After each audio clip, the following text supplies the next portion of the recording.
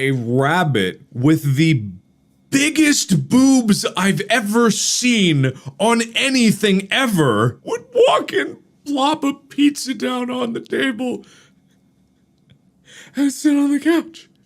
FNAF SFM, what a wide community. I do admit, like, this community is honestly one of the largest, but also it is kind of hard to find anybody who, has done enough stuff to really be talked about. But, like, there were a few people I did want to talk about, right? But I wanted it to be even with bad and good. I probably shouldn't have done that, which is why there's a lot more people here than in the first video. There would have still been more. There would have been, like, what, 3 less, I think? So yeah, I also did find something cool because of that, so there's that at least. But yeah, to be, cards on the table here, I do actually work on FNAF SFM stuff. Not quite good at it, but, I think I do have more skill than some others, some other who. Anyways, because of that, I feel like I am somebody who can yap about this, since I know actually how to animate in SFM and that stuff, I did what, like, with the first video, but this is like a slow evolution into its own recipe, a lineup of goobers. We got a lineup of goobers here. I'm experimenting a bit with editing styles, and, I'm definitely excited for one I referenced later in this video, because it became its own video. Kind of excited for that. But yeah. Without further ado, let's start off with a local legend around here. Let's start off with Peak.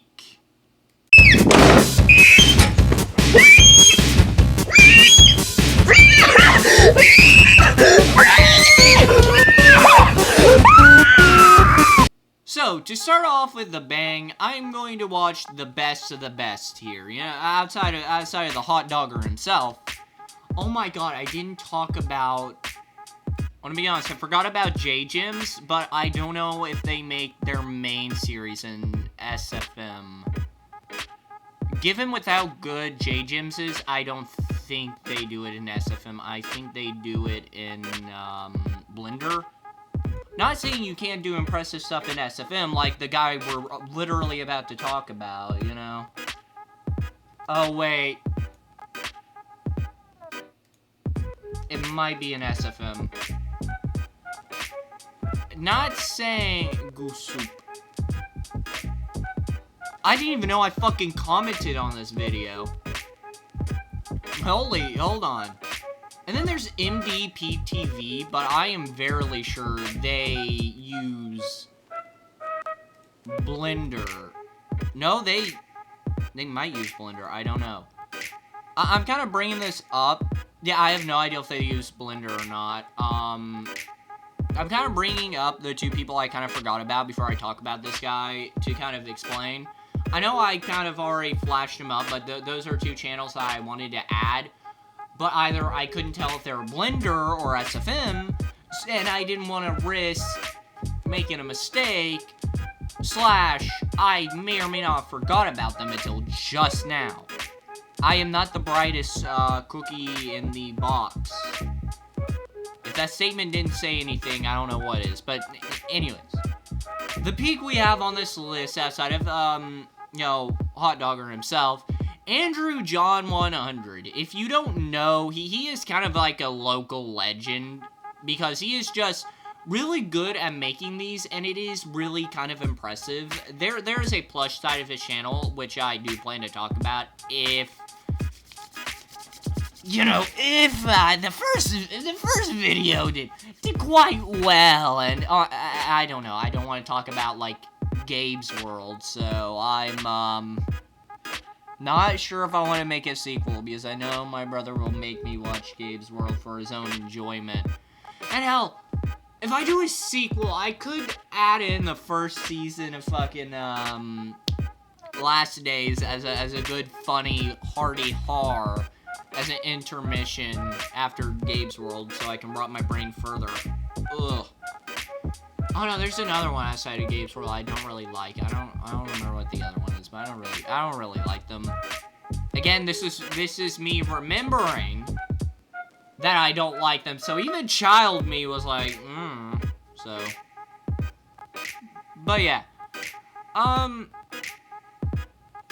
You know, that's just more reason to talk about him. You know, it would be nice, you know, leave a comment or something, you know, to tell me whether you want to see more plushy stuff, you know, you gotta tell me.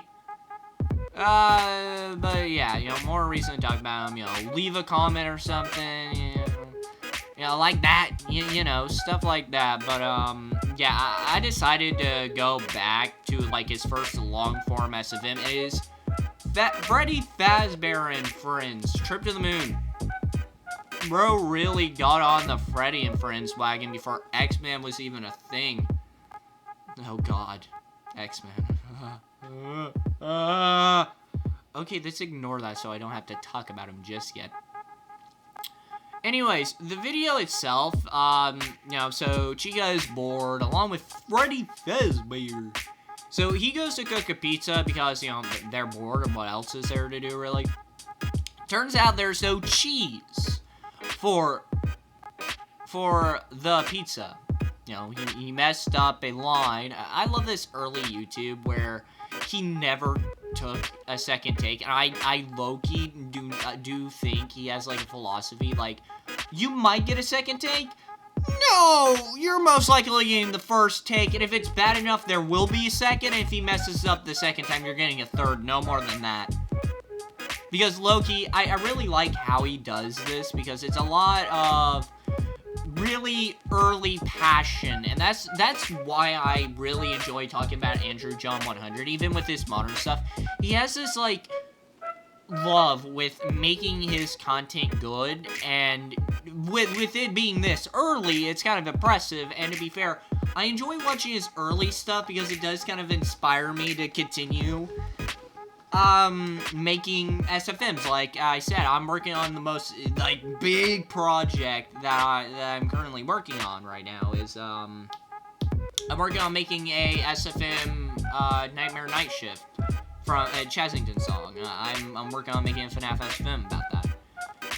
It's going pretty slow because I'm shit at SFM, but anyways.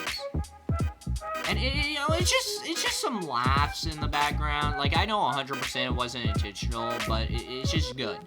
So they try to come up with a plan to get to the moon. Those old models, man, and their disgusting fucking fingers. Ugh. Anyways, early SFM aside, he is working on a spaceship, so they work together to make it. And I wonder if CF, or Chica Fazbear, I wonder if CF thing, you know what I mean when I say if we get some CF thing, right? You know, Chica Fazbear 32 and her obsession with making a Freddy model and a Chica model smooch, you know, just... Don't worry, you'll know what I'm talking about later in this video. If you don't know about my good friend CF, then you're about to find out in probably the worst way, because I should never be your introduction to people, because I'll say the dumb shit because I think it's funny. Anyways, they actually made a spaceship. You know, they forgot extra heads, so before the ship blasts off, Freddy has to run in and get it done in like 20 seconds. And it does take off, you know, and it doesn't take off at first, and then it does as Freddy, you know, gets in, but he is insecure, so he gets flung around like a ragdoll.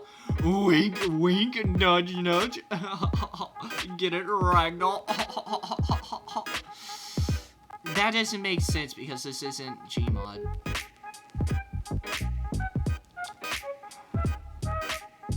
You know what? Just shoot me already. Anyway, so they actually managed to make it to the moon. I read that before the in space part. I can't read. Please forgive me and my horrible scripting, you know.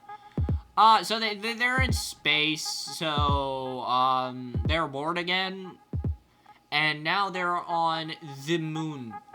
They still think the moon is made out of cheese, and Freddy didn't know that moon had 0 G's, and they learn it's not cheese, it's moon rock.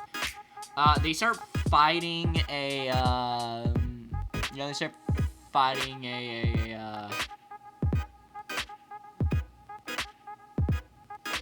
SIN card. I don't know what I wrote, I'm gonna be honest. I could rewatch it, but, yeah, that's too much. It's not too much effort. I just don't want to. I think that's a valid thing.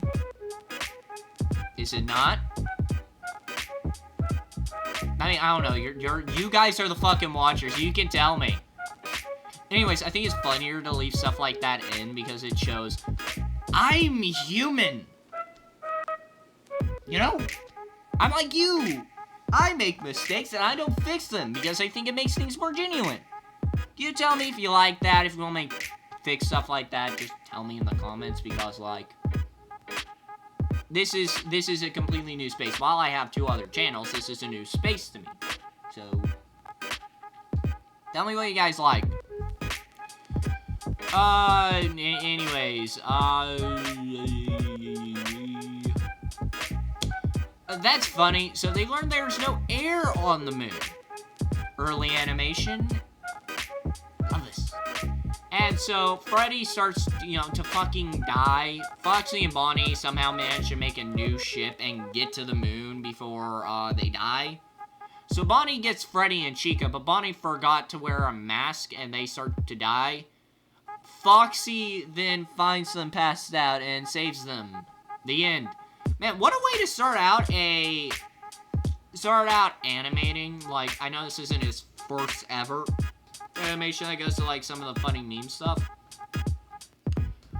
But overall, this is kind of his first animation, and it is really fucking good.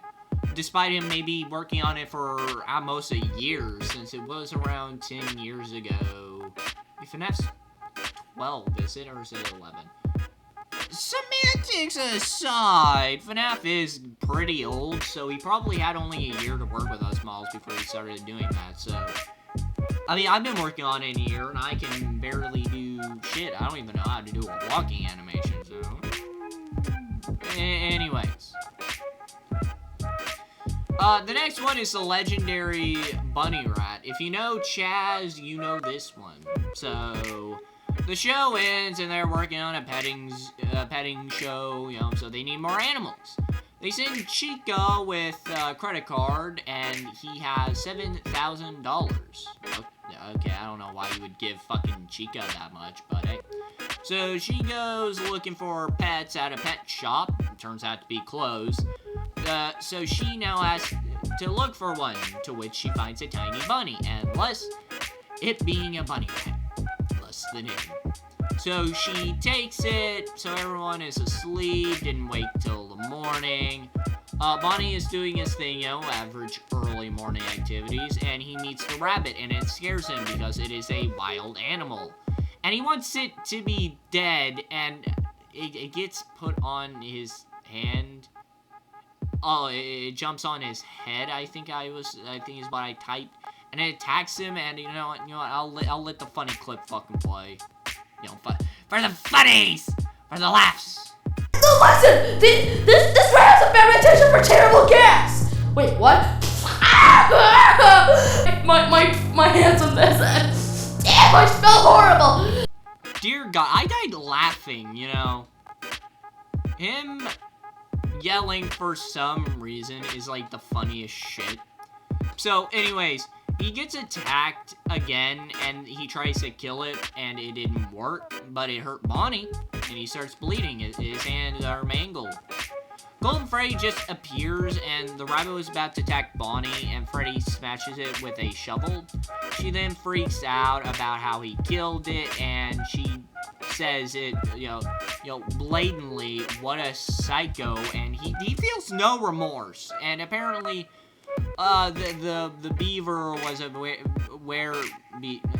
fucking remixing this shit. A werebeaver, the end. Man, one more old one before we watch the new shit, you know?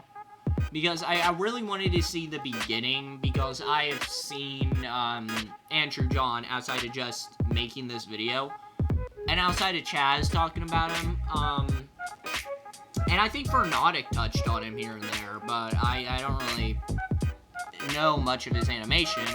I watched some of this for leisure, and actually will watch him in my own time. I've been thinking about making a video on him. Sure, because I don't know if you guys like this topic. Again, I'm testing, I'm experimenting, I'm new to the whatever the fuck this space is supposed to be. But yeah. After we watch some old ones, we'll watch 3 new ones to kind of get the widest net of, you know, I might have already explained that, I don't remember. Again, this is made before the section where I kind of explain things here and there. Anyways, now, Bunnie's guitar, an old good one. So, he is loving his guitar, and Chica throws a fucking watermelon. Flies, he gets damn near murdered, and you know, Bunnie starts to practice, and she throws a watermelon, and it breaks the guitar, and he starts to lose his fucking shit. Which, kind of fair enough, if you break somebody's stuff, they're going to get angry. Like, hypothetically, right, if my brother, oh, holy shit, I killed a fly with my bare hands on accident. I caught it between my fingers when I was fiddling around with my keyboard. That's awesome, right? Tell me if that's awesome, I don't know. Let's say, hypothetically, my brother walked in here and, like, threw, like, a fucking baseball at my, dreadnought. If it broke the dreadnought, I'd fucking backhand the little shit. Like, that's an $80 set! That's $80 of my fucking money evaporated. Again, that is hypothetical. I'm pretty sure he wouldn't break my $80 plastic figure. If you don't know what a Warhammer 40k dreadnought is, look it up. They're like $80 because GW is greedy. Why are they greedy? They're British. All I need to say. Anyways. He then goes insane. She then blames him for not catching. He then attacks her. So Bunnie attacks Chica, you know. Chica tells Freddy what happened, and she decides to lie, and Bunnie had to explain what actually happened, and Freddy needs to talk to her in private, and beats her. Damn, hold on. What do you want to talk to me for? Chico, you stupid idiot! You ruined our performance! And it's all your fault! Why would you do that? You idiot! Fuck, that's kinda brutal. Bunnie is still depressed, and Freddy tells him that he needs to get a new one, and he starts yelling, you know. He starts getting in an argument. He then runs away, acting like you're, average 13-year-old. Mom, I'm 13! You know, that type shit, you know. He then wants to, quit life, you know. Golden Freddy leaves Bunnie, Golden Freddy leaves Bunnie. Golden Freddy leaves. Bunnie decides to do something, and Chica can't find Bunnie, so, you know, she asks Freddy. And he's like, maybe he's in the bathroom or something. So she checks the bathroom, and he fucking kills himself over a guitar. But man, what a way to go. She doesn't care. Saying you're not allowed to waste water, which is kind of fucking diabolical. And she didn't think he needed help, and Freddy was taking a bath, so how water bad? He admits he was trying to sewer slide himself. I'm just, I don't know why I'm censoring myself. I feel like it's just when it comes to that topic, YouTube is like, boy, oh boy, time to send you to fucking hell for saying the full word. He then helps him not be sad anymore, then finds a new guitar model on the Steam Workshop and adds it, and boom, new. It's self-aware. I really like dumb self-aware jokes, not funny self-aware jokes. Because if they're dumb, it's funny. And Bunnie is happy about his new guitar. He then hits Chica with it and starts beating her with it. Damn, poor Chica! So now we move to the modern era, which, fun fact, his most viewed video was Bunnie's guitar, which is why I picked it. Anyways, modern era. So we're starting with a remake of his first FNAF Gmod video, you know? 10th anniversary of FNAF, man. FNAF is like 12, right? I think it is. How old is FNAF actually? Because I think it might turn 12 soon. Well, no, it would have been. Yeah, how old?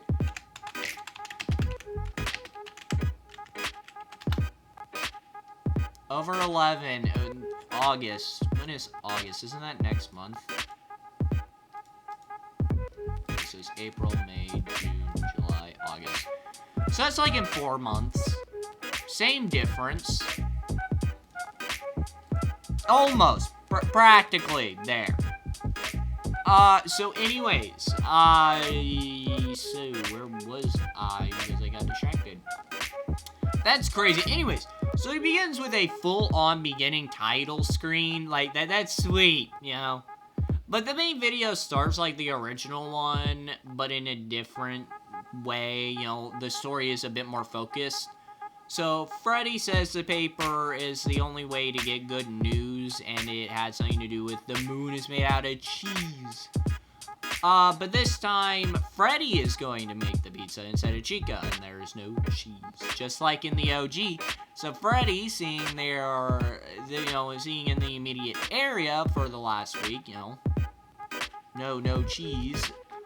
So Chica kind of fucking loses it. Without cheese? Listen here, Frederick Fazbear! Nobody in this world, especially me, eats their pizza without the cheese! It's like having a cheeseburger without cheese! Then it would just be a plain burger, Chica. Exactly! That Frederick Fazbear had me dying. Dead ass, dude. So yeah, she is pissed, then reads the paper for an idea. Freddy is like, the moon is made out of cheese! Just because the paper says it doesn't mean it is. But, you know, Chica says, if it's not true, then why is it on there? Man, sounds like the Thanksgiving dinner with the extended family. Ugh. Anyways, Freddy asks, how will we get to the moon? Freddy explains to Bunnie, and he is probably the most reasonable one so far. He brings up the whole, why didn't the people who went to the moon bring back cheese? And Freddy says, forbidden. You know, it's kind of forbidden when exploring an unexplored area. You're more interested in the unknown rather than food. Bunnie says, good point.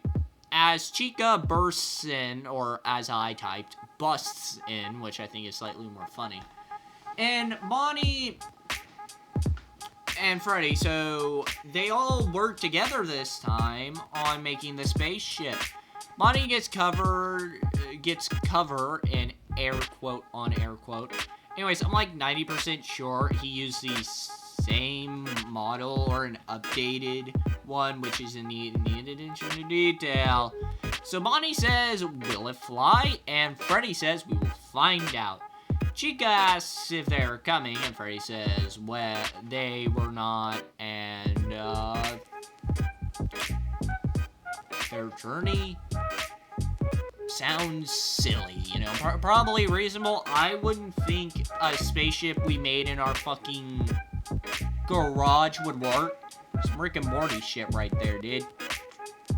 Try that again. Outer space, here we come! Nothing is happening. No duck, Captain Obvious.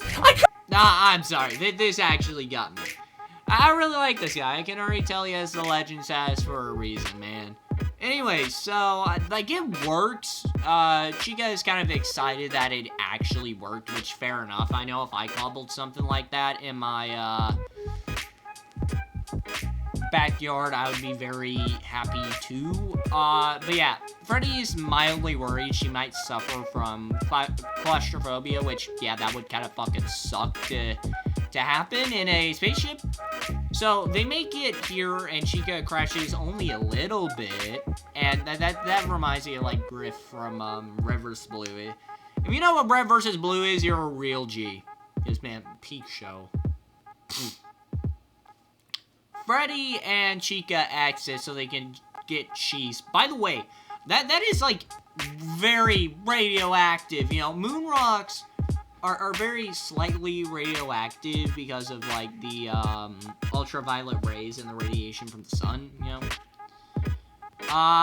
So yeah. I don't know, I just wanted to mention that. Anyways, so he gets the pizza, you know, says, how can we cook the pizza? There's no oven on the moon. Yeah, seems about right. Anyways, so they cook it, and Chica loves some dirt. Seems about right on her part. It's like talking to your Aunt Martha. She loves her dirt. It's like I ate dirt! I don't know what you're complaining about, Freddy. This stuff tastes good. What? Chica, how does that rubbish taste good to you? It just does. It's Yeah, her liking dirt. Seems about right. Anyway, so Freddy and Chica almost die of lack of oxygen as they barely make it back right in time. They're both surprised they need air to survive, so they decide to go back home so they don't, you know, die. Chica is sad they didn't bring home as much moon cheese, so we get a full new ending sequence. So Freddy is heading back, and he's doing a landing as the engines give out. Bonnie and Foxy almost get hit, as Freddy and Chica, just by the skin of their teeth, made a good enough landing so they don't die. So they walk back as Freddy asks, how did you find moon rocks enjoyable to eat? Julie says, don't knock it till you try it, as the video ends. It is a good video, man. Like, this is me. So after that, I just kind of perused around until I found something I find funny, you know? So I decided to watch Rockstar Riot because I recognized the map he used. So Bonnie and Freddy wake up to some shouting. They realize it's Freddy that's yelling, and he is pissed about, you know, what he is pissed about is they got replacements, you know, they're about to be replaced. He's being told over the phone. Bonnie and Chica walks in wondering what's going on, and, you know, turns out they're being decommissioned because the new CEO wants to replace them for making up for the loss of profit. Bonnie wants to know,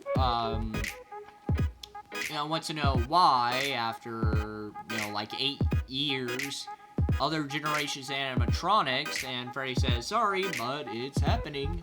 So Foxy walks in, saying there are animatronics at the doorstep.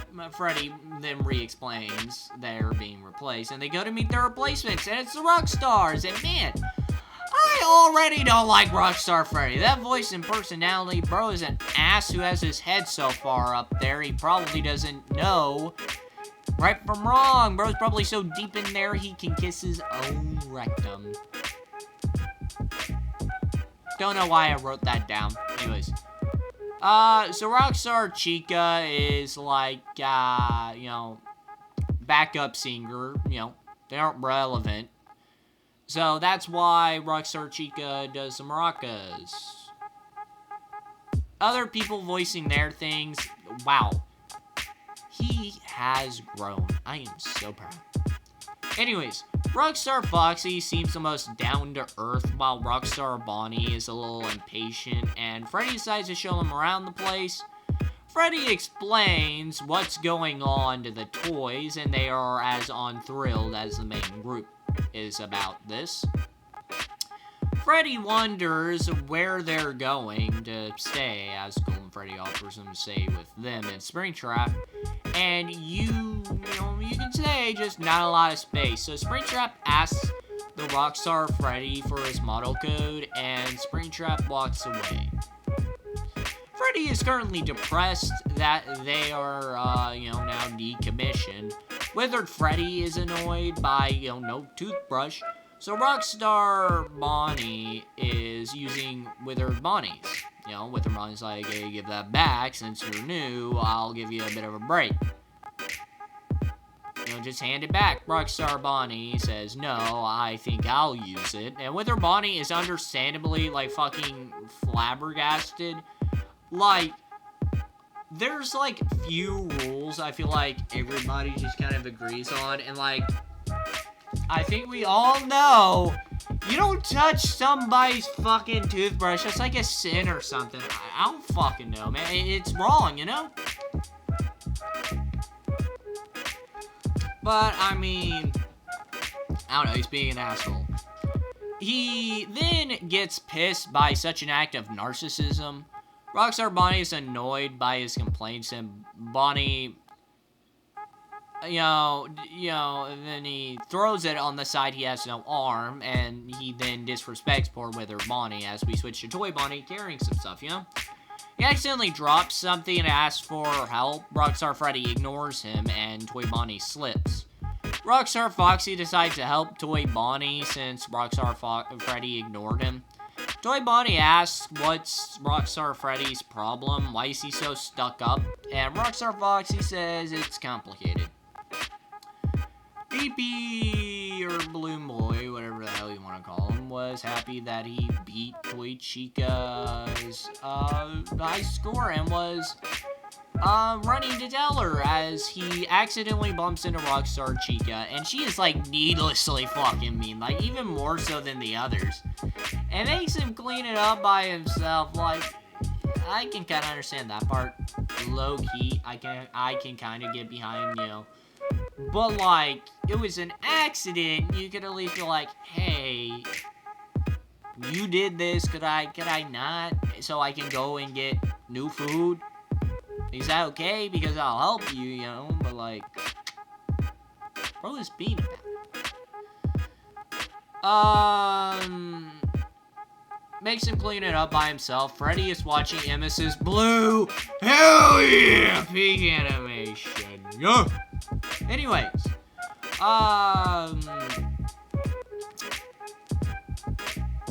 The others come back, and they've gotten a ton of complaints about the Rockstars being assholes, and Freddy is beyond pissed that they are replaced. Then he asks, what did Puppet think about the situation? Apparently, Puppet isn't around at the moment.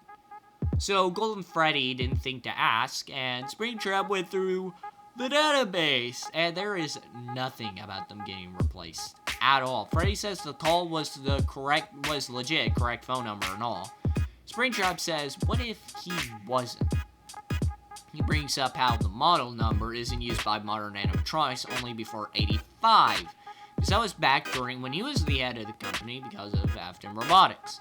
It stopped being used after he lost his position, Springtrap, now knowing they are uninvited guests, prepares a good shot, some might say. A good, jolly good shot. What I'm saying is, we're gonna have ourselves a little chit-chat with our uninvited guests. That is so good. I am impressed. Anyways, Freddy confronts them. Rockstar Chica brushes this off as Bunnie doubles down, and more good animation, man. That's awesome, dude.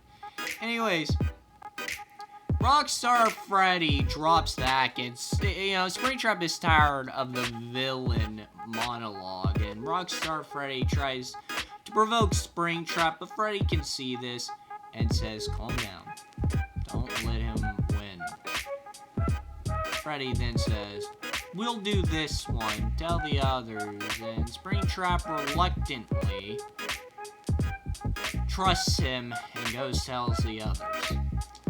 as Freddy and his friends stand up to beat the rock stars. You know, step up to bat. Rockstar Freddy says, if you want us out, drag us by a cold dead bodies. And they prepare for a brawl. Oh, what is the Cuphead thing? Prepare for a brawl! Something like that. Anyways, so... And they go to arm, and damn, this is a lot. I don't think I could do this, but like... But to be fair, I'm not really good at all. I mean, show my most recent animation. I posted it to the main channel recently, so yeah. Take a look at my fighting animation. It's not really that good. Yeah, this is like my 4th animation, like ever. So give me a bit of a break. But yeah, I don't think I could ever get as good as him. But to be fair, this guy got like 11 years of experience, or around the time, probably 10 or 9, maybe 8. So yeah. Anyways, did Freddy and Bonnie get like impact lines, and it's just so fucking cool. It's actually really epic.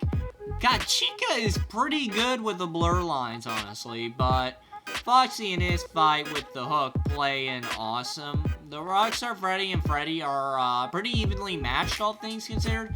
Bonnie had to disarm Rockstar Bonnie as Chica gives him the fucking smackdown, the wombo combo. Damn! We switch back to Foxy and Rockstar Foxy. You know, he drops a tidbit of a mastery before getting knocked down, and Bonnie is getting beat up pretty bad. Chica gets fucking annihilated with a good kick to the teeth, you know? Freddy yanks a part out, and I'll just let the fucking speech play for itself, man. Face it! You're beaten! You could have just shut your mouths and eased gracefully into retirement! But, no. You made this way more inconvenient and difficult yourselves. Now you'll die slowly, serving as the things you truly are. Machines made to age. Good. Maybe. Flawed? Definitely. But you have no right to claim who we are! You don't even know us, or what we've been through! So you want me to accept being told that from the likes of you? You're sorely mistaken! And they start to kick ass and turn the tides of the fight. Chica and Bonnie once again hits with that wombo jumbo smackdown supreme. Bonnie smashes Rockstar Bonnie, you know, smashes his fucking face in for a good measure, so he can't get back up, you know. Chica ends hers with a when she nails Rockstar Bonnie's barely functioning face in, you know, and Bonnie gives the choice to kill him to Chica. And she goes all out. Like, Foxy starts losing, and Rockstar Foxy starts to feel bad as Freddy's half, you know, as the Freddy's have their showdown. Rockstar Foxy decides to spare Foxy. Rockstar Freddy, realizing they're on the back foot, decides to leave. Freddy collapses due to his injuries. His friends charge to his side. He wakes up sometimes later. Bubba is still missing, and there's no video footage of where he went. Freddy says something feels wrong about the whole thing, and Freddy decides to rest. His part is on the way. We then switch to a battered Rockstars. The paint washes off Rockstar Freddy, revealing he is actually Lefty, which all in an attempt to get the puppet. Rockstar Foxy feels bad about it. As we get what I continue. Get to be continued, and man, I'm just saying, you want a dedicated video. Like you do. Like if you want a dedicated video, say in the comments. I'd yap at this guy for a full hour as I go for his full SFM story. As we take intermissions here and there, talking about the Plushy videos. Man, guys, please comment andrewjohn so I have a reason, or I'll just do it if I feel like it. Give me that engagement. I need the engagement. Give it to me now. Ah! Anyways, then we are now on to Evil Comeback. The game is, the game wakes up to see what is happening. Someone breaks the cameras with an axe. They proceed to take out all of them. Springtrap wakes up and heads out to see what's for breakfast as Freddy and Bonnie are investigating the broken camera. Springtrap, if you know who in a bit, over a, if you know who did it in over the top manner. And Freddy says we haven't but plan to find out who did it soon. Chica and Foxy report there is no sign of a forceful break-in. Freddy suggests that Springtrap may be involved, given the whole, everything we know about Springtrap. Given the only object that could have done it would have been with Springtrap.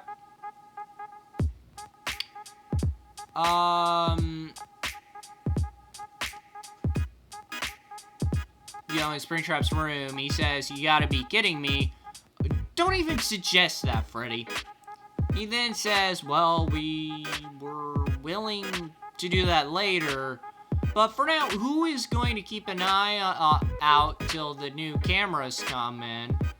No one wants to do it because whoever did it is pretty strong. They ask Withered Golden Freddy to do it, and he says, "Of course I can." It's gonna be super easy. Withered Golden already checked everywhere and is outside to get some fresh air. Springtrap takes Withered Golden out with a punch to the chest. He tries to fight back. He then finishes him off with an axe. He walks in to finish off the others. I'm calling it either he was possessed, brainwashed, or a clone. Or mimic. That's my theory, so yeah, he heads in. Yeah, stack that Big Mac with pickles and special sauce.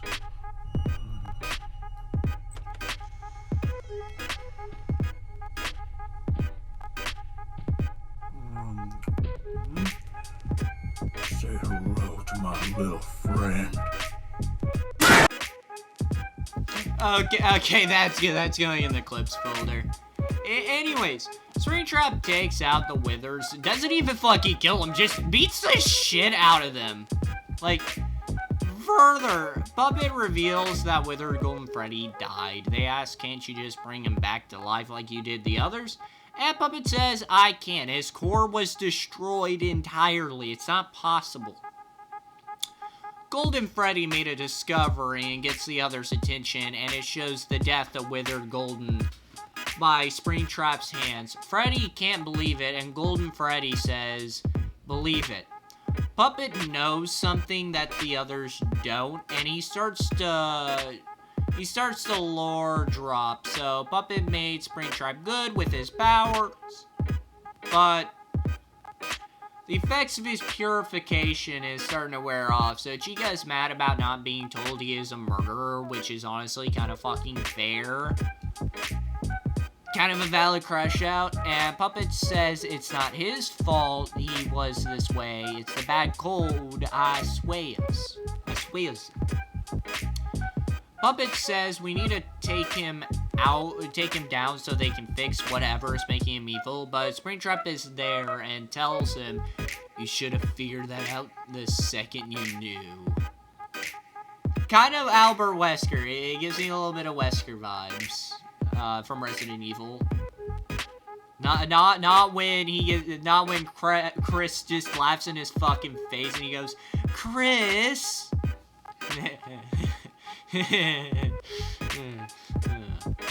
So he knocks Freddy back, promising to give their death justice, and he fights, almost knocking all of them away with ease. I'm telling you, I think they might have had Albert Wesker, you know, just saying, might have had inspiration. Then Freddy is the only one who can actually take him out, and not for long.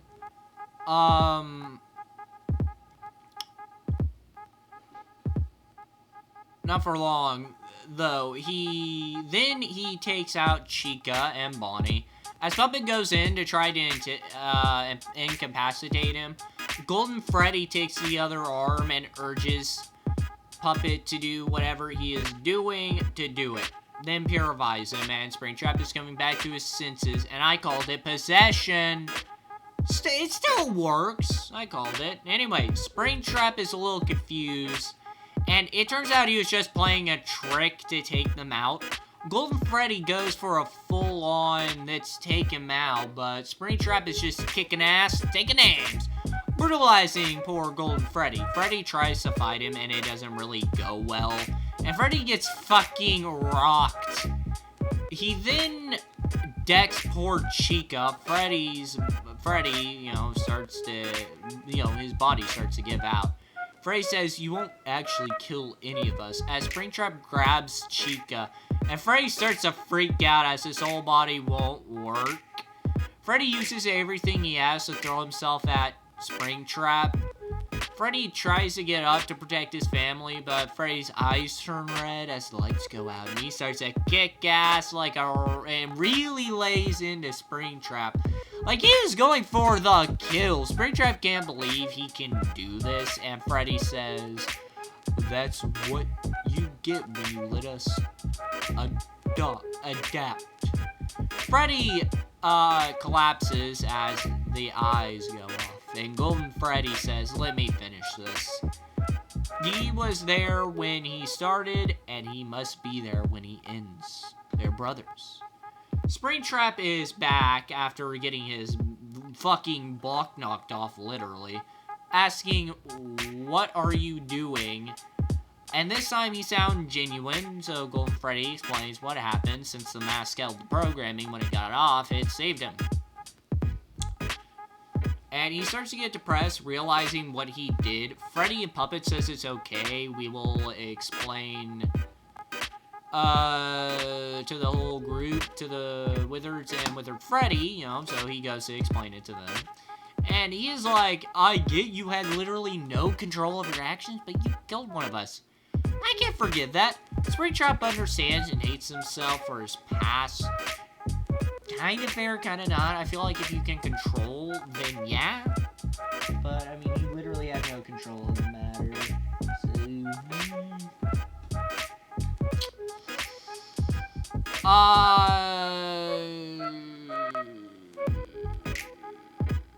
And what he did. They say, "We can't stay angry at you for something you couldn't do."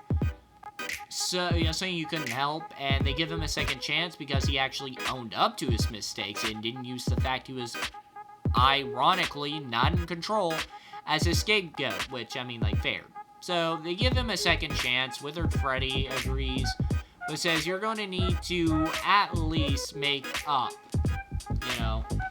to make up for your mistakes, you're going to have to, give him a proper grave, And that gave me goosebumps as they seal him away. The video ends, and my overall impression of andrewjohn before this was pretty high, given how he, is spoken of online.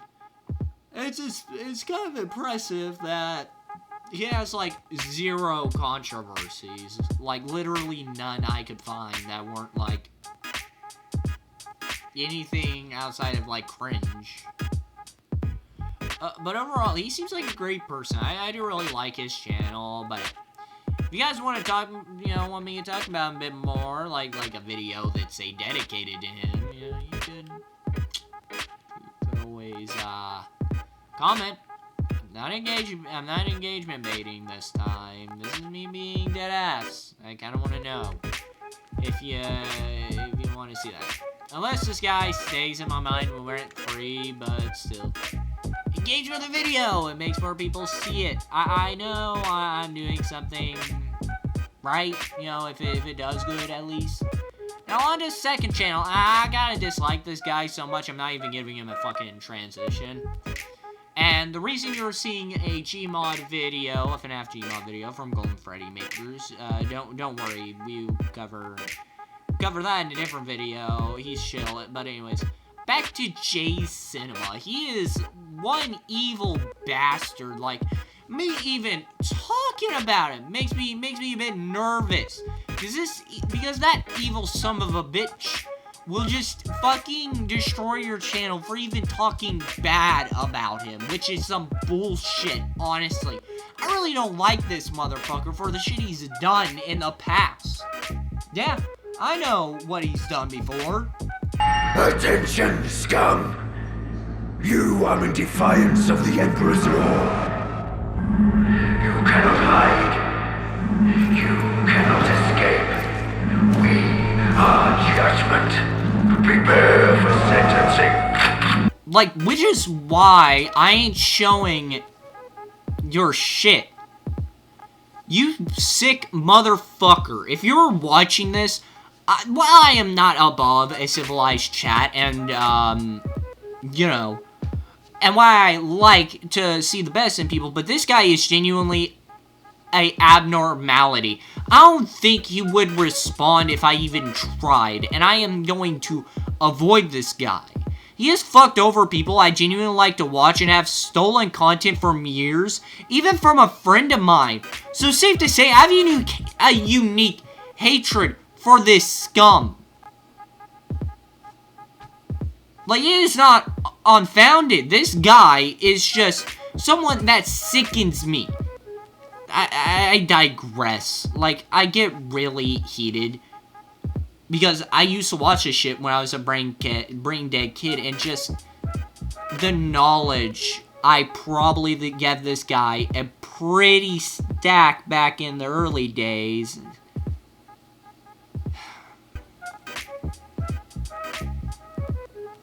I'm just talking. I'm talking like way before the apocalypse, right there. It just really gets me fucking pissed. Like, and like, here's the thing. He at least credits them. Like, I can't say much about him because I fucking hate him. But at the very minimum, he credits them. But this guy is what you would call a D1 content farm. Like, there is no way around it. This guy is a D1 content farm. Not a D2, not a D3. This is a D1. This man is a content farm. Not much can even fucking be done. And this soured my good mood. You know what? I'm gonna watch something a friend of mine made. CFmeibo, or if you know her by her old name, Chica Fazbear 32.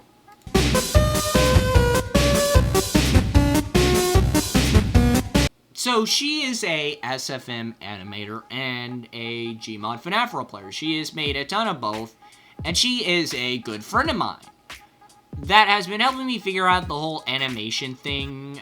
Like, I've known her for about 2 years, or practically 2 years at this point. While she doesn't make as many animations on her own channel as she normally does, she does stream on Twitch semi-regularly and regularly. But with the introduction out of the way, you guys are getting a few sets of videos in these, since they're pretty short. I must be spoiling you guys since I give you a package deal.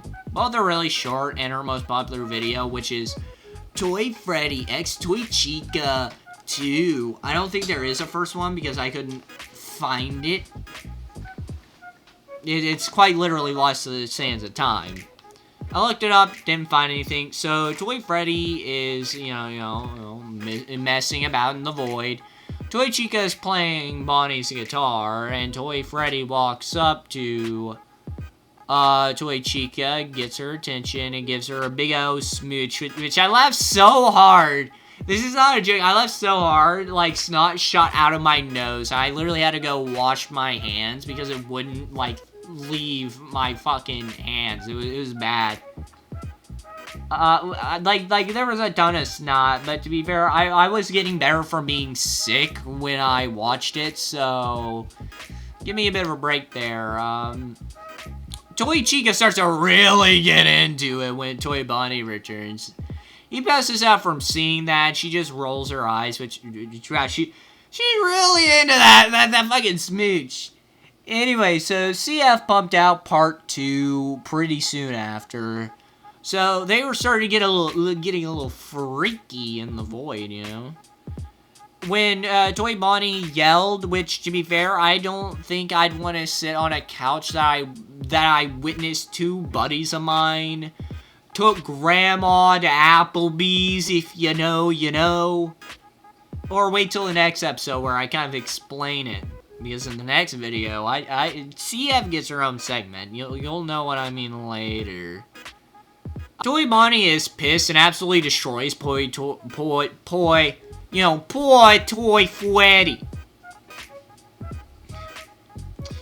So anyways, Toy Chica, you know, fucking murders Toy Chica and finishes Toy Freddy. So I got sidetracked by the internet. I found a video called Time Alone, and it made me feel extremely uncomfortable. Everything about it makes me feel not right. I feel like I need a shower. Like, I was surprised. I feel like I've seen something I really shouldn't have. And, like, if I have to see it, you have to see it too! Because I don't want to be alone in this, because it made me feel really fucking uncomfortable. I felt really dirty and didn't like it. I felt like I needed a shower. So now on to the end of the saga, part 4. So Chica wakes up surprised given how she got hit with a part of the axe that is small and pointy. Anyway, so fucking Sydney, I think from Candy's, stops him from killing Toy Freddy, so he regrets it as we see a spooky thing, and frame ends. Overall, pretty early FNAF stuff, and it's shipping. So, yeah, but man, the fucking alone time is going to live in my head as a little tumor eating away at my sanity for a bit. Like, oh my god. I rewatched it while showing my friend, and I was like, motherfucker, Like, it's low-key actually kind of fucking traumatizing, like, low-key is. So, now on to a series I low-key got invested in. I'm going to cover only Season 1 of Freddy X Chica in this, at least. Her flagship series, the thing she is most known for outside of her collabs with X-Man 723, and we will get to you. Be patient. Future video. Sit the fuck down. I don't want to talk about her right now. And be patient. Anyways, so this is her most well-known thing outside of G1 FNAF, which I learned after, you know, plunging into this, that it isn't even animated, but I still decided to talk about it because I make the rules and I think it's funny. And I don't think I'll ever get a chance to talk about it. Little that I know, I'd make an entire thing about it. We'll talk about that in a minute. So we get hit by an early 2000s Microsoft Movie Maker title, and we get to the story. We get the story through text chat and screenshots. So, yeah. Freddy is looking for Chica and asks Bunnie. Bunnie just genuinely doesn't know and thinks she may be on stage, so he walks to the stage. Bunnie is wondering what Freddy is up to, so he decides to enlist the help of Foxy. Golden Freddy asks what all the yelling was about because, Bonnie thought that was the best way to get Foxy's attention.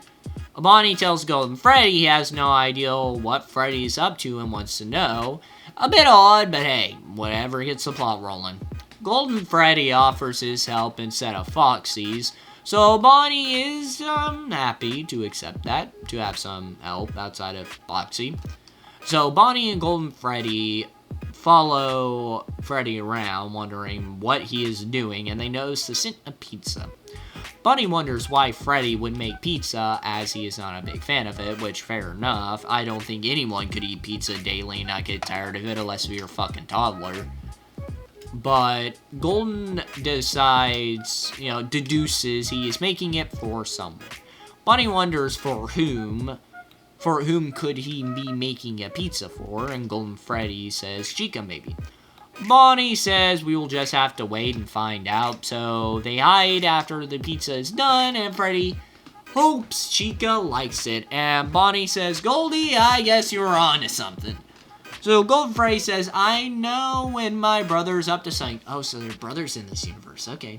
An interesting dynamic that I kind of see a lot, but also I don't, because again, I'm more of a FNAF Gmod enjoyer. We'll get to them in a minute, dear God, but I don't really see this Freddy x Chica dynamic as much as I see Freddy hating Chica's fucking guts. So Freddy gives her the pizza, and Bonnie catches on to what's going on when we get a to be continued. And even though this wasn't a part of a fandom I interacted with, one I actually tried to avoid, this gave me, nostalgia, and kind of gives me some Tony Cry Night vibes, which we will get to. We'll get to the bastard soon. So, part 2. So Golden Freddy, or Goldie, wants to know, how he can tell. Bonnie brings up a few things, which, valid. So, this video had that early 2010s music, which definitely made me cringe a little. Anyways, focusing on the story, Golden Freddy immediately jumps to they have to get together. Bonnie being the ultimate wingman here, bro's a fucking Chad. Man comes up with a whole plan. He tells Goldie to follow his lead. So we switch back to Freddy and Chica. She thanks him, and he says no biggie. She gives him a small kiss on the cheek, and he kind of fucking freaks out. She then leaves. Bonnie prepares to spring whatever their plan is, and it's to scare her. She screams and dips. She yells his name, and he arrives. She hugs him, terrified of being jump scared.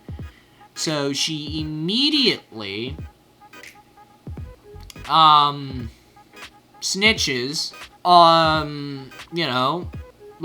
complains about being scared by their friends, which, I mean, if I knew it was a buddy of mine, I'd probably give them a good right hook to the arm. Anyways, I digress. Freddy wonders why they would do that. She says, I don't know. He decides to go to them to see why. So Freddy asks them, they lied. He transforms into fucking Nightmare Freddy. What the fuck? And warn them, which the transformation actually had me fucking straight up dying laughing, which I get early internet, but still it got me giggling. So Goldie and Bonnie warns him, she may never like him if she sees that form. Freddy, getting a little pissed, and Bonnie seeing that, tries to de-escalate, explaining it was only a joke. Bonnie explains that they just wanted to help you hook up, and he feels a bit bad about it, meaning, for being mean, he then goes to her to, clear it up a bit. So, part 3 has Ready to Die by Andrew WK. I knew this song immediately because it is on my Spotify playlist, and that I actively listen to. I had it be on a, I had to do a full double take to make sure, this isn't just my fucking Spotify playlist turning on, because it will do that sometimes, at least on Opera GX. I don't know if that's like a glitch, but sometimes my music from Spotify will just start playing. Anyways, But anyway, so Freddy is looking for Chica, and she's scared. So she mentions that she thinks Freddy likes her, and Freddy says, what gives you that impression? So she kind of explains that it's the way you act around me. Right as the lyric kicked in, it was fucking crazy to hear a song I listen to in my free time, not gonna lie. A bit jarring. Anyways, she asks if it's true, do you like me? He admits it. A bit ashamed, and she asks, why did you not tell me earlier? Which, I mean, it's kind of hard to tell someone you like them. They'll tell you in their own way, apparently. I mean, for fuck's sake, I got rizzed up in, like, Morse code. Anyways, Freddy is like, I was, like, super embarrassed. You know, she admits liking him. He admits to loving her, and she admits the same. And then we get a signature CF kiss scene, you know, concluding that episode.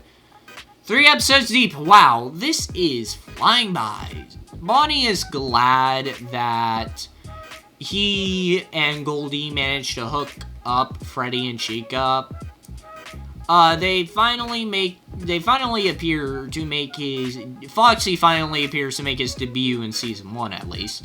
So Bonnie hugs Foxy, and they're good friends. So Bonnie wanted to talk, so he explains how Freddy transformed again, and apparently Bonnie was supposed to make sure it never happens again. Bonnie says, hey, I was trying to help Chica and Freddy get together, and, took things a tad too far. Foxy yells, whose idea was it to make it happen? Bonnie admits it was his, so Foxy tells him it was your fault, Bonnie, and, you know, says sorry for the yelling. So Foxy cools down, admitting he is just a little overprotective of Freddy. Kind of a lot of fucking lore drops. Bonnie says, I get it, I'm sorry for letting Freddy transform, so, yeah, they just keep him from transforming, so Bonnie agrees to that. Just, you know, remembers that Freddy is on his 4th strike, and if he does it again, something bad would happen. Bonnie is surprised by the news as much as I am, so Foxy says we can't tell Chica, or else Freddy will be mad, and we can't let him transform. So Bonnie and Foxy agree to prevent another transformation as they head back to the rest of the game, which we are at the halfway point of the season. Bonnie announces their arrival back at the table when they get a knock on the door. Chica wonders who it could be, and Freddy says, I'll go check it, and sees Toy Freddy and the toy, you know, and Toy Chica. So it turns out the toy's location kind of shut down. So they ask to stay for a while, and Freddy says, sure, take all the time you need. Toy Chica hugs Freddy, which, oh man, I cannot wait to talk about Season 4 soon. And he says, no problem. Or not Season 4, but Season 3. That's when shit, no, it is Season 4. Season 4 is when shit takes, like, a nosedive into, like, insanity. Anyways, so, yeah.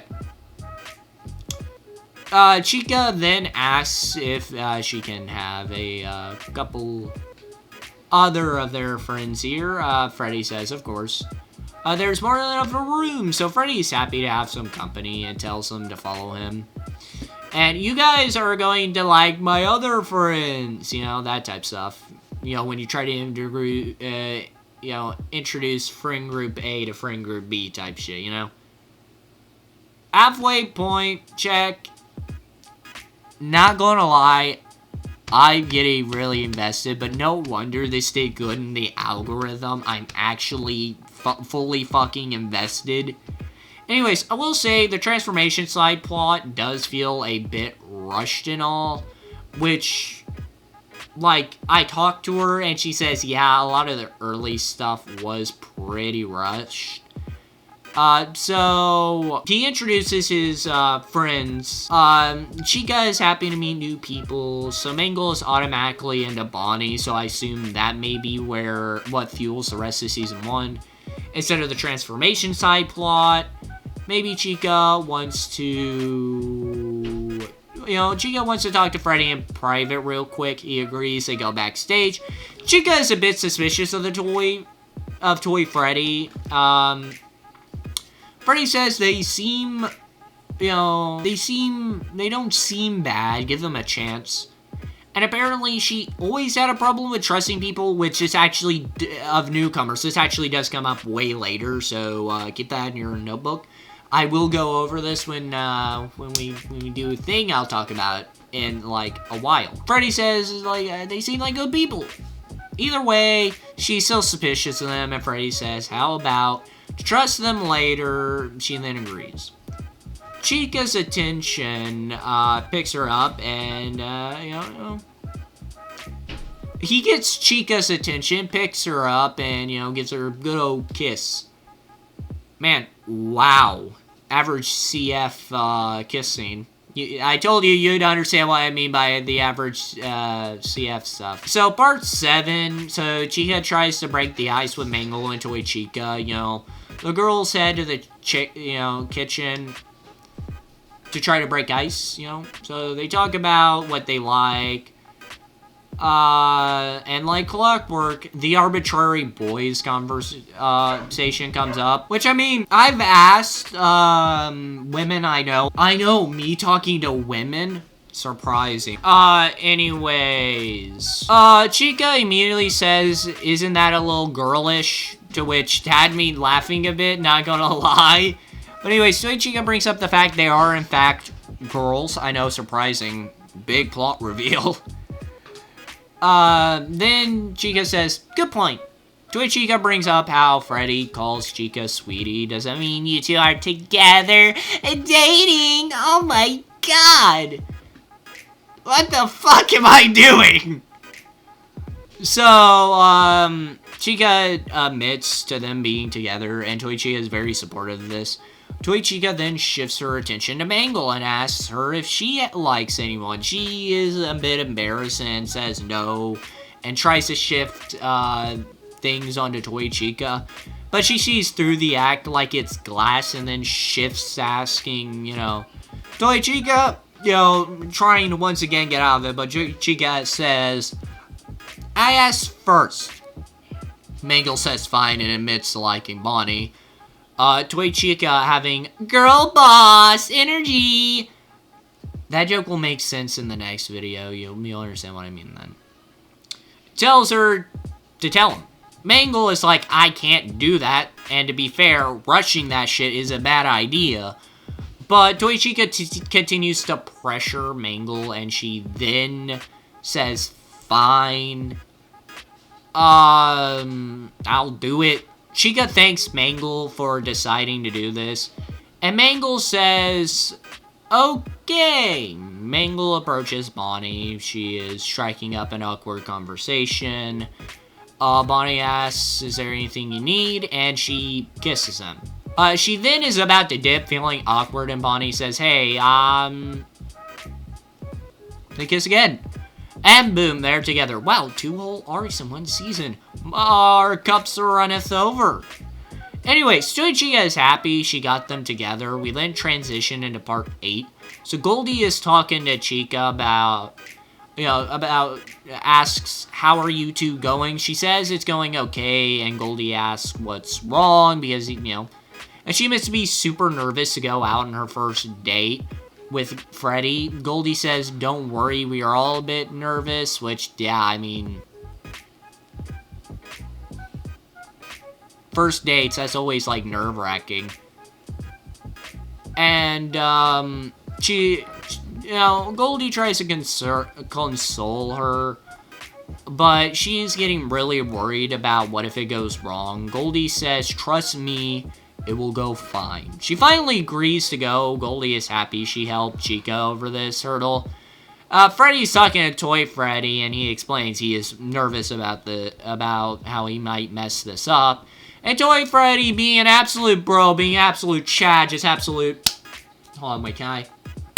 Yeah! That's a good dab. The Toy Freddy being an absolute bro says, trust me, it'll go off perfectly. With this new confidence, Freddy knows he can do it because Toy Freddy was a supportive bro, absolute energy. So, Freddy and Chica meet up at the movies. A bit cliche, but hey. It does actually happen, despite how overplayed it is in media. So, they go and watch the movie. So, Freddy assures her the trailer... That the trailers looked good, which, I mean, trailers can be a bit misleading, like most Steel Wool games. Jackie was barely in Secret of the Mimic, despite being the fucking, you know. Anyways, it was the Trolls movie, which this fucking carbon dates the video. And carbon dates me for knowing what that movie actually fucking is. And actively have seen it when it came out in theaters, so... I didn't watch it in theaters. I watched it when it came to, DVD, because my niece, or not my niece, but my cousin was really into that stuff, so she bought it, and, we had to watch it a couple times. And then we watched it during a rainy day of recess one day, and I remember being like, man, what the fuck is this movie? And I think we rented it on Redbox sometime after, because I don't remember why. Again, we're shifting through my memories, so take everything with a grain of salt. So, anyways, I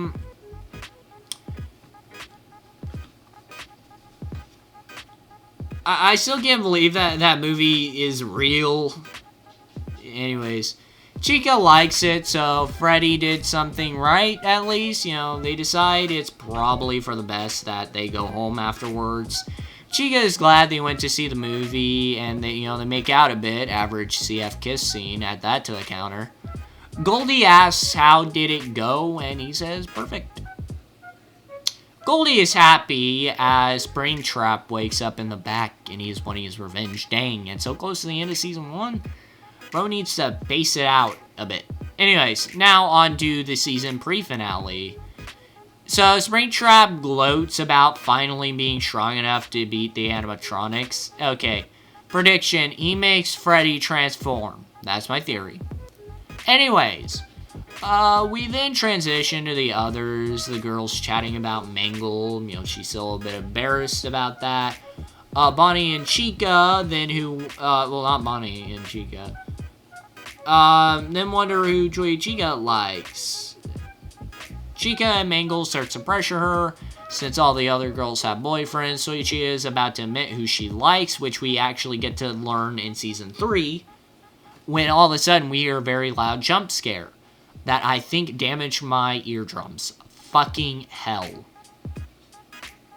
Anyways, it sounds like Toy Freddy, so they go out to check on him, and he is transforming. He transformed, corrupted by Springtrap. He then says, Master sent me to kill you all. So Toy Chica tries to talk Toy Freddy down and allow him to win over evil. Chica, seeing that is not working, says they need to boogie. Toy Chica says she will never leave Toy Freddy, so Toy Freddy says, then I will have to kill you. Freddy gets in the way. Freddy warns them to stay back as he tries to help Toy Freddy. Too far gone. Freddy asks who your master is as Springtrap comes out and says, me. Chica says, who's that? And he says, I'm Springtrap, and I want revenge. Wow, get laying everything out. I respect that. I respect a villain. Just that kind of is like, fucking explains why they're doing it. Not what they're doing when they do this shit where I'm like, my plan is genius. No, and then I'll tell you everything. No, I like it when they're like, yeah, I just don't fucking like you. I like that. This is the type of villain you gotta respect, because they're just like, do I fucking need a reason? I just don't like you. Anyways, Mangle then says, what did we even do? We then get the Tony Crichton spiel about how you took my friend from me. Toichi asks who your friend is. He just says Fredbear. Mangle then says we don't know anyone called that. I swear to God, if we get a full Tony Crichton plot, I am going to die. She didn't go down that path, believe it or not. How do I know? I watched all 4 seasons. We will get to that in a minute. So, yeah. When pressed on the situation, Toichika, thinking of Yellow Bear, the Yellow Bear, leads Chica to say Golden Freddy, and hearing the name Golden Freddy, he corrects her to Fredbear. Freddy shuts this shit down, saying leave or else. Springtrap now fully back intent on getting his revenge. Bonnie walks in, wondering what's going on. He sees Springtrappo and asks who this guy is. Springtrap, not being polite the second time, says, look, another animatronic to kill. Freddy then says, you will not hurt my friends. Bonnie tries to calm Freddy down, knowing the consequences of what will happen, which I think by theory may have been right. Chica also tries to calm him down. Freddy assures Chica. Springtrap makes Freddy transform. I fucking called it. I swear. I didn't know before clicking on the video. I swear. So he transforms, which is big bad. Bonnie knows it's finally over and tries to get everybody out. She sees him, then challenges Springtrap. Now on to the season 1 finale. Springtrap says, ready to die, Freddy. And then his retort is, I don't die easily, Springtrap. He then taunts, turning his thing onto him like, well, we will see about that, Fazbear. Freddy transforms, scaring Chica and Bonnie. And Bonnie, now knowing shit's is about to go down, tries to get everybody out of there. They get going, Mangle agrees, so they come up with a quick plan of who gets who and dips. Bonnie tells him to be careful, and Mangle says, trust me, we got it. Bonnie kisses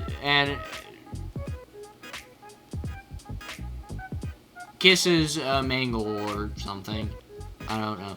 Toy Chica then urges them to help get the others, and she leaves so they get the rest of the gang out of here. Bonnie urges Chica that they need to get moving, like right now.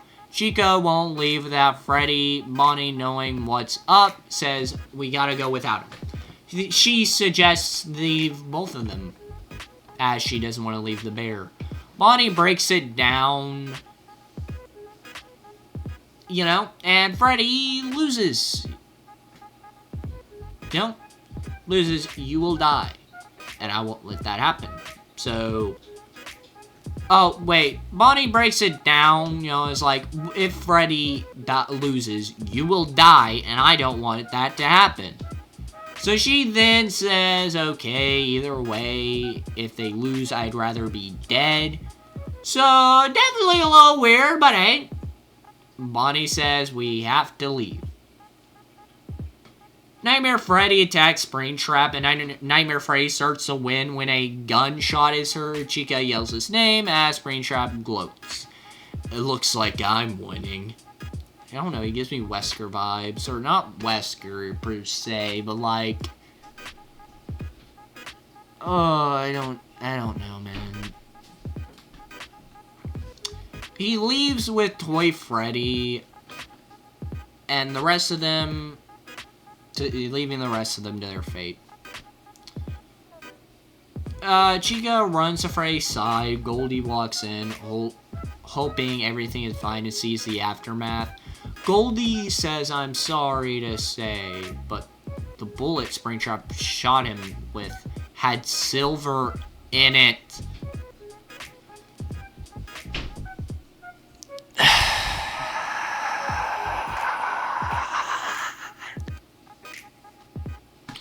Really? Werewolf shit! You know what? Not my place to judge. Not my place to judge what my friend did like 9 years ago. She had she has no idea. By the way, she was probably like 13 to 14 when she made this, so it kind of makes sense. Hold on, wait. Let me fact check myself real quick.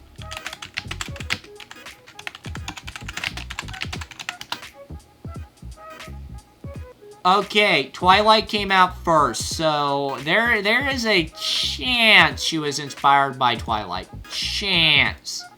Oh wait, I asked her, she said she wasn't, or wasn't directly inspired to do this. Probably her obsession with werewolves, I wouldn't be surprised. Which I mean, makes sense. If I was a robot, I don't think I'd get guns as a concept, you know, because Chica is confused. And it can't go through animatronics. It can go through animatronics, less Freddy being dead. So I did some quick research, right?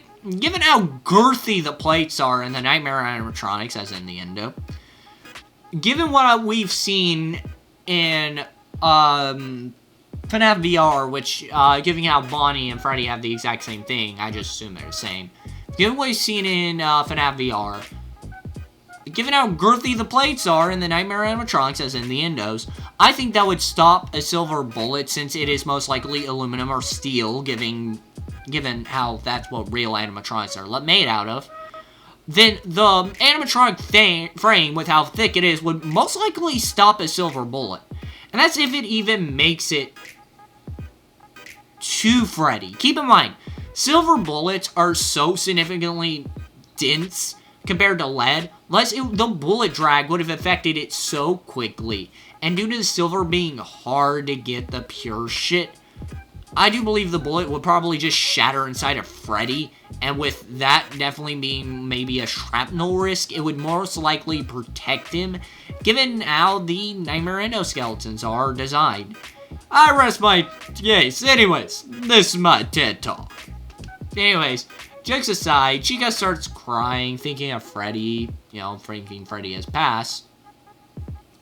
Goldie says, I'm sorry, and that's how the season ends, and well, if you want me to do video on it, I would normally...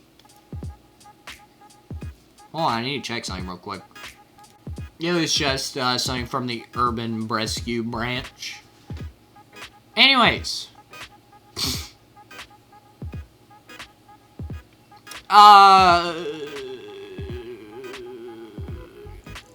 Normally, I'd say, if you want me to do a full video, do a thing below the video, you know, call it comment section, you know, stuff like that.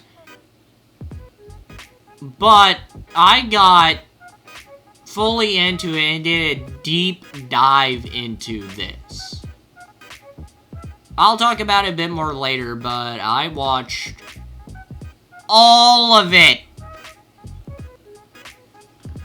Anyways, so...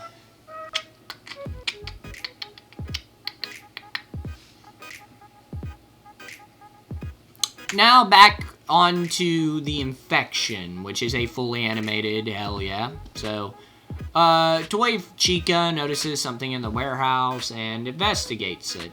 She then gets stung and falls ill. The other two rush to her side after hearing her yell. They move her as she wakes up. Her eyes are all weird, so in part 2, she is tweaking out like a fucking crackhead. Tweaking a little. Freddy is happy to see she is awake and rushes to her side. She then delivers a mean right hook. They get into a pretty goofy fight. She then bites his neck as Toy Bonnie beats her with a bat. Part 3 of 6, already halfway done. Hell, this is kind of short. Bonnie chained up Toy Chica. Toy Bonnie checks Toy Freddy and notices the bite and is worried. We get to later when Toy Bonnie is snapping. He hears chains being messed with, and now Toy Freddy is infected. I mean, it's called the infection, so... Freddy's trying to free her, and he tries to stop him, but Toy Freddy's infected. So Toy Bonnie is about to get fucking murdered when Mangle comes in to save the day. They run away to a safe location, they chat. Mangle has a syringe which has a cure as Toy Freddy and Toy Chica appear. So you prepare a brawl. Prepare for a battle. Or whatever the Cuphead thing is. So Toy Chica immediately the threat. While Toy Freddy does his thing. Toy Chica tackles Toy Bonnie like a fucking quarterback out of the fucking Yankees. Or according to the internet, that's a funny joke. Or so I've been told. I mean, I don't know football. I just trust my friends who watched that. And they said, trust me, it's the Yankees you gotta be worried about. Again, they might be fucking with me. And to be fair, I asked them what quarterbacks are good. And they said, I don't know, stuff from the Yankees. I told them I was scripting something, so they might just be fucking with me. So if I'm an idiot, don't blame me, blame them for lying to me. I'm losing my voice rapidly. Anyways. So they drop while Toy Freddy stands back. So Mangle, Mangle flying as she drops the syringe. Toy Freddy almost crushes it, but Mangle uses her bow to save it. Toy Freddy jumps and is going to crush her. About to crush her. Picks her up for a chomp, and Toy Bonnie tosses the syringe. It hits Toy Chica, and he gets cured. Mangle hugs Toy Freddy, and now he is unaffected. Toy Bonnie gets his hand chomped as Toy Freddy tackles Toy Chica, but she throws him back. She then gets cured with that. They win and end. Holy shit, that was abrupt. Now on to another series. Toy Freddy's Crush. The longest one here. It's 16 parts. Oh, we got a lot more to go. Well, what an opening! And man, going from jamming out to tunes to painting to this is whiplash. So Freddy's embarrassed, I think. So Freddy's kind of obsessed with her, and he is embarrassed that the others start to pick up on this. So Toy Bonnie is starting to catch on to how they may be a bit more friendly. Toy Bonnie leaves them alone. Ew. Why am I doing this? So they cuddle, So Toy Freddy goes in for the full smooch, and she's a little shocked, but leans into it. And Toy Bonnie is supportive, so they're going at it. Mangle wonders what's up with Toy Bonnie, just being a supportive friend. I think we know why he's doing this. He plans to get the new innovation in cuck technology. Have you heard of it? The cuck spotlight. That's not a joke. It's in a lot of hotels. They're putting spotlights. It's just a lamp that hangs over the guy's head. So when they're going at it, the cuck, you know where to stare. The cuck got the light on him. Jokes aside. So they're going at it. Mangle wonders what's up, and Toy Bonnie just points at her. Points, and her jaw drops at the sight of all of a sudden. We then see a Freddle appear, and the Freddle finds Nightmare Freddy, and it turns out they have flashlight eyes. The Freddle nods, and Nightmare Freddy laughs. The song, and I knew the song that played off the back. It's from Team Fortress 2. It's More Guns. I listened to that. I listened to this. Like hell, I did while I was painting my Warhammer minis. Wow, they're smooching, and other Toy Chica comes and says to Toy Freddy. They then look out at her, sad, like they're talking, and Toy Bonnie wonders what's up. Before they can explain, in comes Nightmare Freddy. Toy Freddy looks sad as he shakes his head, but Nightmare Freddy just abducts Chica. Just abducts the fucking chicken. They gives poor Toy Freddy a mean hook to the head. Toy Freddy is devastated that he just lost his girl. Toy Bonnie tries to chat with him a bit, and Toy Freddy is now pissed. Nightmare Freddy chained Toy Chica and is talking to Nightmare Bonnie. He nods in the darkness, more spooky laughing. Toy Freddy charges in to get his girl back, but behind him comes in Nightmare Bunny and he yells for Nightmare Freddy to arrive. So he gets on there, but Toy Freddy is pissed and decks Nightmare Bunny. He then flips to give Nightmare Freddy some foot-to-face, you know. Foot-to-face contact as Nightmare Freddy shrugs that off and tackles Toy Freddy and just starts just beating the shit out of him. Toy Chica wakes up and is mad. Nightmare Freddy looks up, hearing a strange noise, and she's standing over him, and Nightmare Freddy just looks like he's just fuck. She absolutely fucks him up with one good kick. She then gives him a kiss on the cheek, and Nightmare Freddy just fucking backhands her really hard. She recovers extremely well, despite fucking two-time Toy Freddy getting his shit knocked in, but I digress. I missed my trash can anyways. So, he then leads to her location and picks her up as Toy Freddy awakens, and once again, he is pissed. Then he gets a uppercut from behind, sending him flying away. He is sad that that Toy Chica is hurt. He then gets, Freddy pulls out a knife out of nowhere to hurt Nightmare Freddy for what he did. Nightmare Freddy, wakes up and is shocked by the knife, this killing Nightmare Freddy for good. The others are shocked by Toy Freddy bringing a more injured her back. Toy Bonnie does a hand movement and Toy Freddy fucking collapses. Toy Bonnie and Mangle rush to their side and repair Toy Chica and Toy Freddy. He wakes up a little bit later. Toy Chica wakes up and they are happy and back together. And now Toy Bonnie and Mangle are smooching. I'm seeing a consistent pattern of Chica and the bear, the rabbit and the fox. You know, I'm seeing a pattern that she may have a massive preference for certain ships, which she was a massive proponent of back then.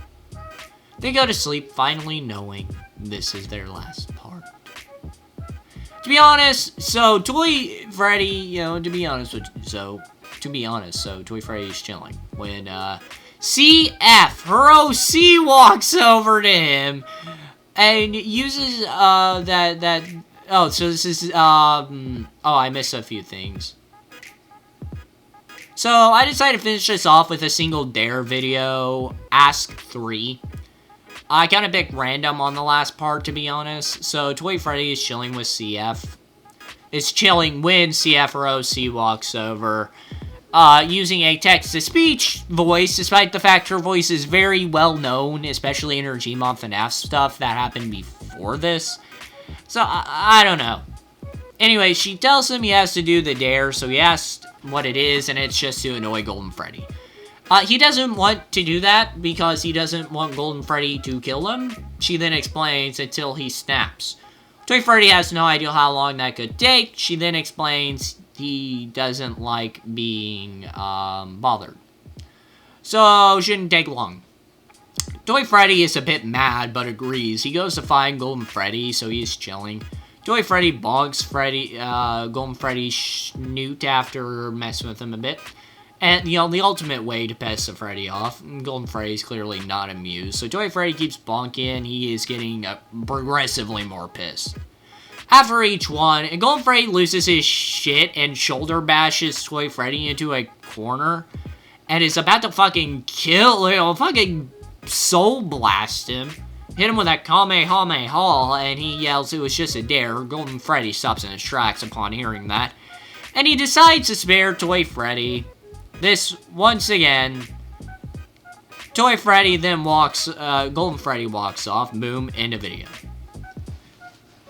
So the end of the section, anyway, so she is in a lot of collaborations.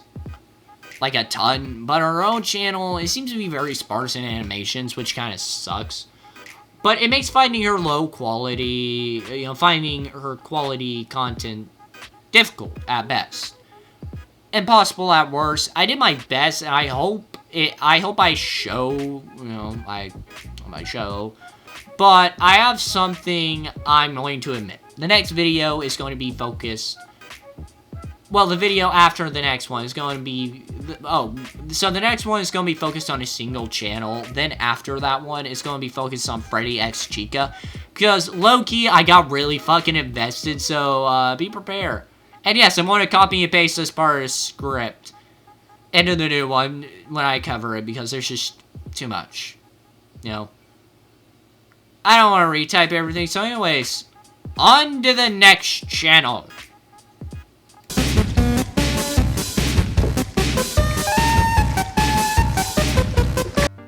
Day 2 of recording this script. Anyways, FNAFlord is a infamous one. FNAFlord SFM. I decided to pick, you know, one with actual content rather than a content farm. Which, I mean, you could claim he was, but to be fair, something I do really need to say real quick is there are... You know what, I'll just read my script instead of going into it just yet. You know, rather than just doing a content farm. So yeah, we're going to start at part 28 because, well, if you know him, we all know why. And if you don't, you're about to fucking find out. Now, this channel, from what I know and from what I've seen all over the internet and from a video, is ran by 2 people. Drake and something with Fox, like Foxy Fox. I literally think that's what the second guy goes by. So, just because of the choices made, don't harass them because there are 2 people. Plus, the channel has been activated in hasn't been active in a while. I think they either canceled or quit or something. Or the last guy did. Anyway, so, before we jump into that, he's been inactive for like 2 years, which is, kind of crazy. But, honestly, low-key, there's 2 people here. I don't know who chose to make that decision, so don't harass Drake, or because it could have been a combination, and plus it was years ago, so they might have been a bit younger and not fully understanding the whole concept, because kids, if you don't know, especially around this time where Edge was funny, might say things and, you know, add things that they don't understand entirely. So, with that being said, I wanted to make that clear because something about not at least mentioning that felt wrong. I felt like I needed to. So anyways, let's jump into FNAFlord SFM's Dare series. Starting at 28. Wow. It has a warning. That's more than most channels have done. Anyway, so Foxy is monologuing about how he had a great relationship, but something changed. Which, given my knowledge of the series, no, not really. Nope. Anyways, so his monologue is really creepy, more so than cringe, and like feeling like, oh, holy shit, that's just a sex scene! What the fuck? Wow, I didn't expect that. Like, I knew a little bit of this shit before I like signed up for this, but that got weird extremely quickly. I did not expect that. Is not what I expected. So he is wondering why they broke up, and it may have been the fact you fucked in a closet with an open door. Like, bro, at least close the door or leave something up to the imagination. Like, fuck, dude, did not have that on my fucking bingo card. Like, for real, man, I've heard of people slamming him in a fucking public restroom, but in a broom closet with the fucking door open, a area where the animatronics very consistently would be able to see you. Kinda fucking weird, in my opinion. I don't know, I guess some people are into that shit, but anyways. I have a strange feeling my jokes may not age well. So after they broke up, Foxy changed forever. We then get a flashback. So Foxy is looking for her, and Bunnie says she is downstairs waiting for you at the generator. Then Bunnie immediately fucking objectifies. You're like, damn, dude, what the fuck? So Foxy goes over just how hot she is. Man, womanizing. That's out of the list. So Foxy goes to see what she wants and asks if she's okay. And she is unsure. Bro immediately tries to slam ham, go for a ham slamming session. But she shuts that shit down real fast and she wants to break up with him, and he is shocked. And she is full set on breaking up. He asks a question that if you have to ask, you know you fucked up. What did I do? And she just drops a cryptic, think about it, and you will find out. He tries to say literally anything, but gets shut down. So now he is big sad, turned to drinking, near a waterfall. Mango goes to Mango. Fuck it. A fucking Mango. Yes. Smart. Guys, start over. Anyway, so Mango goes to check on him, and he's still pondering why Toy Chica left him. And Mangle is just like, dude, move on. Foxy is acting all hopeless, pity me shit. And he has no idea why they broke up again. And if you don't know that you messed up, you get fucked. And Mangle asks, don't you remember? So she knows, If you know what's about to play, then yeah. Okay. I'm just gonna let the clip play for itself. Why we broke up? What? What's wrong? Don't you remember? What are you talking about? Don't you remember what have you done to Toy Chica? No, I guess. You nearly raped her, you fucking idiot. Okay! Hold the fucking phone! Excuse fucking me? What? Why? Of all the plots you could have gone with, you chose fucking SA or sexual assault? Dude, my brother in Christ, listen. Serious topics? Fuck, dude. Really, serious topics, though me saying dumb shit about video kinda gets hard, but that's the whole fucking nature of the video. Like, I'm not trying to undermine anything, okay? It's just, I say stupid shit for the funny. I can't say shit.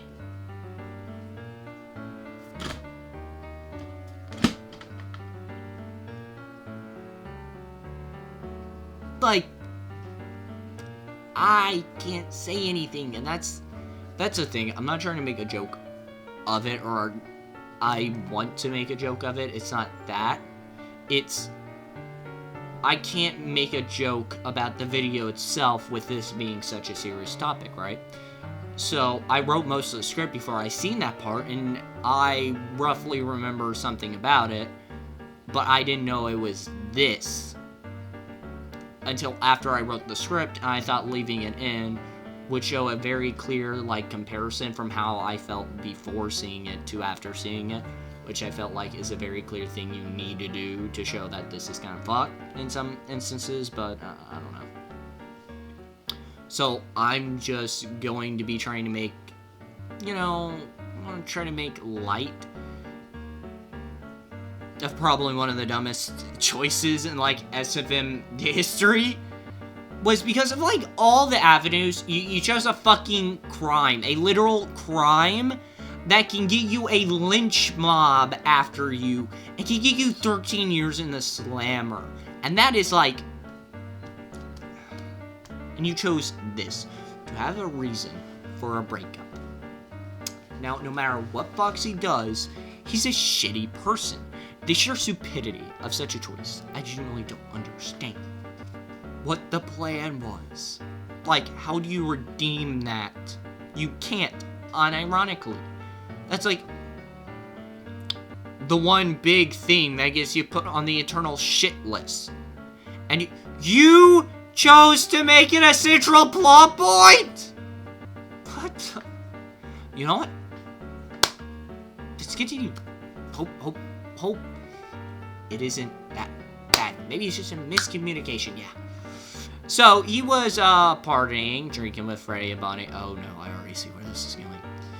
And, you know, he fucking beat her. Holy shit, wife beater!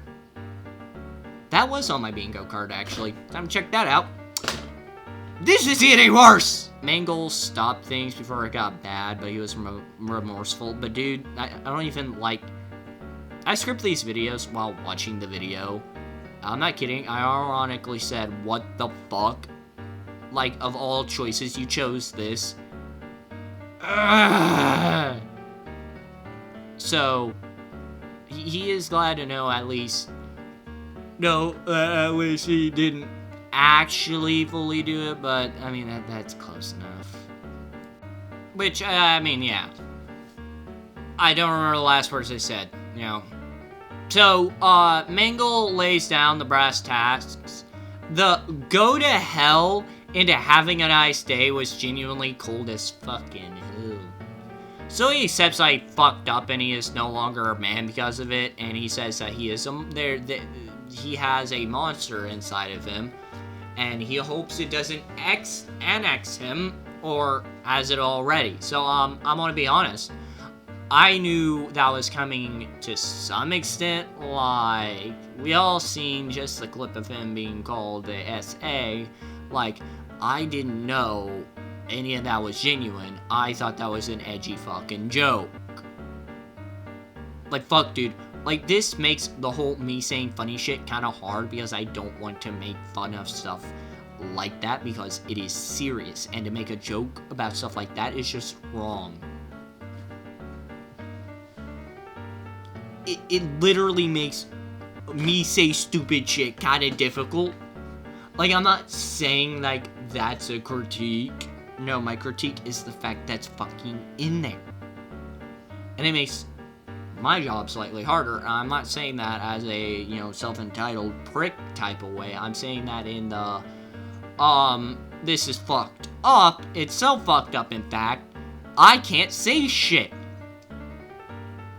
Hopefully I got across what I'm trying to get across. But I'm not good with words, okay? So, part 29, so hopefully it can, you know, do the funny thing instead of being, you know, just in shock by the stupidity. So, Foxy, decides to talk about his past, you know, about how he got a job, and holy fuck, I don't think I've seen a cig lit up like that. Like, that is either the most flammable cig I've ever seen. Anyways, me trying to make light given the past aside, Foxy is a trained medical professional, so, like, fucking holy shit. Like, anyways, the doctor, oh wait, so, Foxy is a trained medical professional, which, like, holy shit. Like, the process of becoming a doctor is actual hell. I had a cousin that tried to become one, and low-key, he gave up and became a nurse instead because it is the easiest option to become a doctor. Anyways, so the guy hearing him says, you know, just one kind of valid question.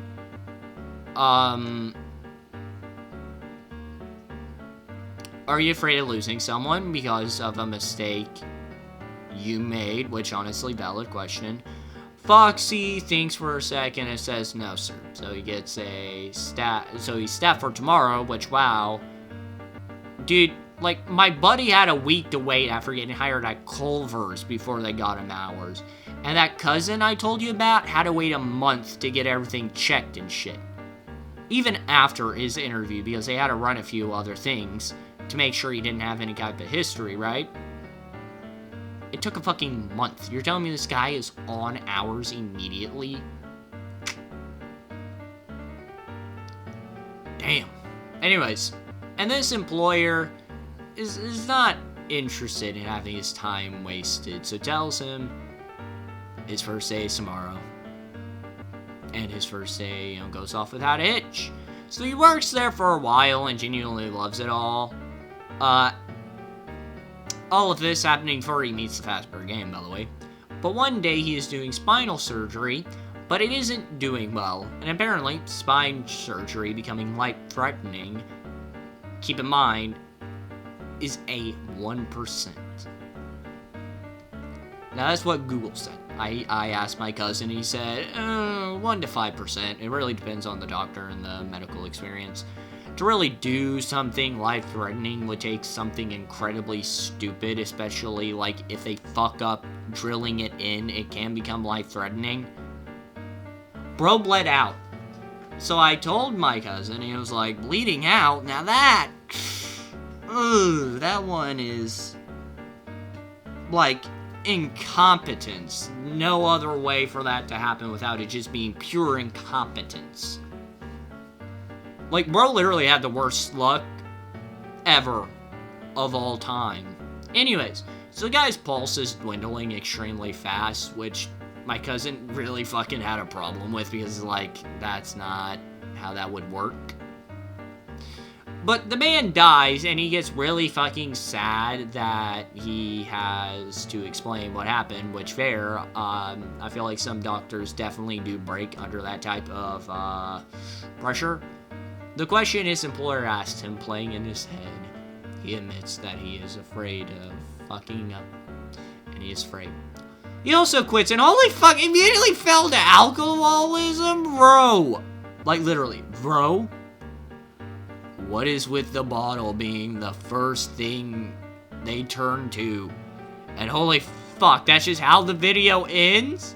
I feel like you could have given a better ending! About him learning how to get over one life. And going back to save more people. To make up for the mistakes of his past, like low-key. Low-key, I probably could have wrote a better ending. I make shitpost videos on the internet and lore videos.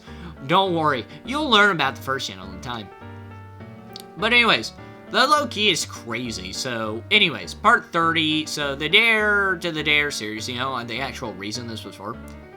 So everybody is to write a letter to anyone, right?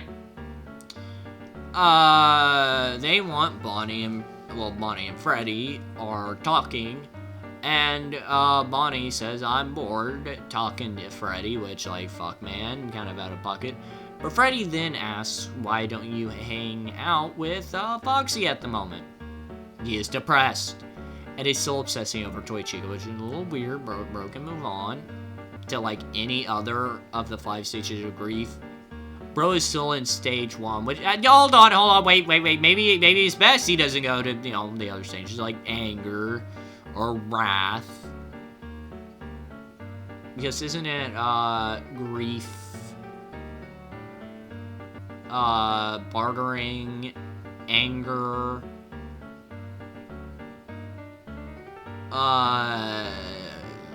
remorse, and then forgiveness? Isn't that the...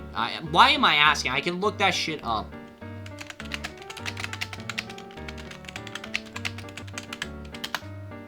Yes, denial, then anger, then bartering, then depression, and acceptance. I was right!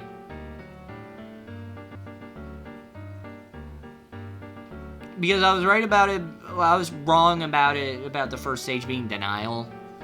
But, yeah, it's denial, then anger, then bartering, then depression, and then acceptance.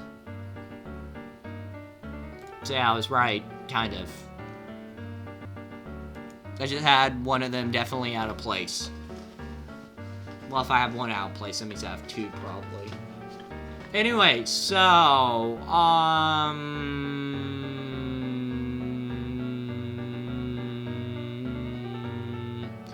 that could go wrong if he goes to anger. You know what? I like to retract my statement. So, Bonnie first thought to get Foxy better is for him to get back with Toy Chica, which, like, no, that's an awful ideal. And Freddy says, that's impossible, which is most likely correct, no. But Bonnie says, give it a try at least. Why don't we organize a situation where we all read notes written to people and we have Foxy write something to try to smooth things over, which I don't think that will work. For a lot of reasons. Bunnie is trying to be a bro, but dude, I don't think you need to help him on that one. Like, that's kind of fucked, but I digress. Anything for the plot. Freddy says we can talk about this tomorrow, which I bet means Freddy is debating whether this will fuck him over more than normal. But that's just a theory. A game theory. I shouldn't say that with the context of this entire fucking scene. Anyways. So Chica asks him what all the paper is about, and Freddy explains he is trying to help Foxy to get better than, you know, shambling alcoholic. And, you know, they're all questioning if he can even do it, and Freddy thinks he should get a second chance, which no. Not with her, at least. That's not something you can walk back at that point. Like, the only way to make it up is just to leave her alone. Anyways, Freddy believes that Foxy would never give up when it comes to Toy Chica, which, I mean, you know, he's cheated on her a few times, and you did too. Or so what I've heard from friends who actually watched this back in the day. Freddy asks Chica who she will write her letter to, and she says, "Surprise, honey." We then skip to the day of the event, so gets gathered everybody, and the first letter on stage by a complete accident is Foxy's letter, which, I mean, at least it wasn't rigged, or Bunnie wouldn't have been surprised. Anyways, his question is, can I get a second chance? Toy Chica admits it was written for her, and before we get the answer, it ends. At part 31 is gone, or never existed. I can't find any information on the internet. If anybody knows what happened, low-key tell me so I can correct myself. By the way, after this, Toy Chica kind of completely disappears. And Foxy kind of disappears here and there. Clearly, whoever made this realized they fucked up and was like,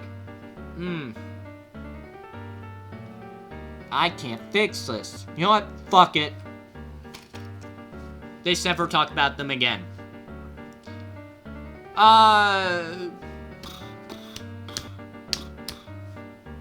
Anyways, on to part 32. Hopefully it answers any questions.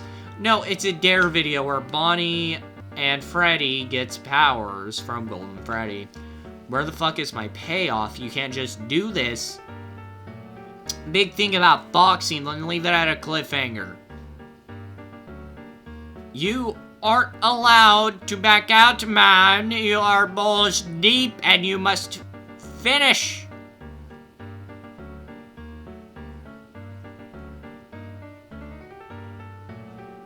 You know what? Let's just ignore I said anything. Where the fuck is my payoff? You can't just do this big thing about big thing. I'm sorry. I just can't.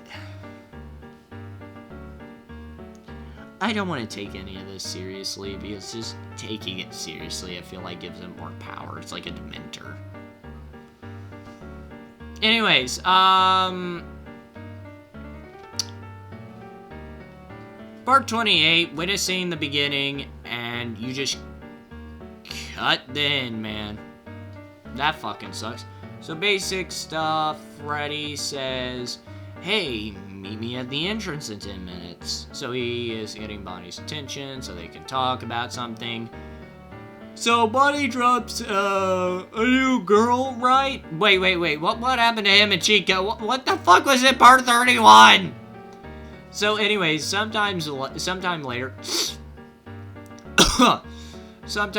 Freddy and Bunnie are walking, so he explains something to Bunnie off camera, which we are still left in the dark for, and their immediate reaction to Freddy being sad is whiskey, like, fuck, dude, you are not helping the characters, you're literally making it worse. So Freddy says, sure, let's roll.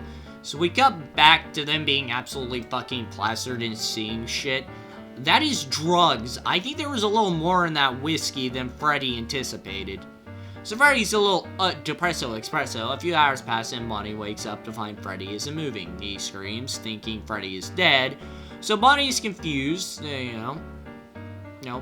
is a little confused, Freddy is up, but he saw him die. Well, part 3 should hopefully answer that. So that only answer that. So, anytime they wish for something, it happens, right? Freddy is trying to figure out why. So they assume it's the whiskey gifted them such amazing powers. Man, the only thing I've seen come from whiskey is drunk driving, falling down, and shitting yourself. So this is definitely an interesting turn of events. So Bonnie is like, what can we even do with these powers? And Freddy says anything they could do. This could be very bad given the guy who makes this shit. So they wish like every bad thing away in the world. And, and now they're using it selfishly. Springtrap appears, he then says, no more wishes. So they ask why he's here doing this. And it's actually Golden Freddy fucking with them. But he was serious about no more wishes, so Bonnie wants to know why at least. And Golden Freddy says the whiskey is his masterpiece. I put some magic shit in it and called it a day. So he asks them to stop before you do something really fucking stupid. And Golden Freddy leaves you for Freddy complains. And Bonnie is like really like accepting of losing God mode. Well, Freddy's depresso expresso. So anyways, I skipped through a few videos outside of that. But the plot gets weirder. Like, there's no reason to watch them for the story. So let's just watch part 82. But keep in mind, if you want me to talk about this guy, there is the comment section where you can speak your piece. I'll choose to make it because funny. Only if you guys actually want to see it. So the dare is to scare people while they're sleeping, and this is his most recent video as of 3/30/2026, or 4/30/2026, wow, it's been a month. If you guys wonder why videos take so long, try to make a few of these yourself. I'm making these videos because I was like, man, Chazington's taking too long, I could do it myself. No, I can't. I can't make it faster than him. So, yeah, if that changes, I don't know what will happen, What if he posts another video that is not a retirement video or something? You know what? Fuck it. I'll make a full video going over the entire lore of his channel if he makes another video that's not like a retirement video or something like that. Talking about his Dare series, so, yeah. He gets bored, scares his friends, and that's how the video ends, man. What a way to leave the internet for the most part. And I clicked on the most popular video, escaping the pizzeria. So some little girl is in the pizzeria trying to escape, so she's in Pirate Cove after barely escaping them. Freddy's looking for her, and Freddy sends Foxy to find her. So he immediately checks his cove and gets knocked out with a bottle. But yeah, after she knocks him out, she books it to the office. Golden Freddy's sleeping there, and while he is sleeping, the girl checks the cameras on the tablet he is holding. So after learning information, she plans her way out as Toy Freddy and Bonnie talk. Freddy yells at them, so the second they are gone, she crawls through the vents to get to the kitchen. Toy Bonnie and Chica are eating when the girl dashes out for the exit and barely dodges Toy Freddy to escape. So she won! And that's their last meeting. Anyways, guys, this is like, this guy is like bad. He chooses the wrong options, kinda. The guy, rather than I'm Big Evil Man, it more so lent on this guy being kind of fucking weird. Anyways, there was like 2 of them, so the blame is a bit hard to pin, and given how these are not from the US, they might have, different cultures, so there's that. which doesn't really justify anything. It's just like different cultures, different ways, you know what I mean? Oh, but anyways, on to the next guy. And I like the next guy because it's the hot dog man. That's what I'm talking about! That's why he's doing me! That's why he's the GOAT! The GOAT! Ah, day 3 of doing this. Anyways, the hottest dog. So, quick thing. So this has Springtrap, which means it has Joder Love. I think that's how you say his name. Ah, so, given recent things, I'll just say that just in case, you know.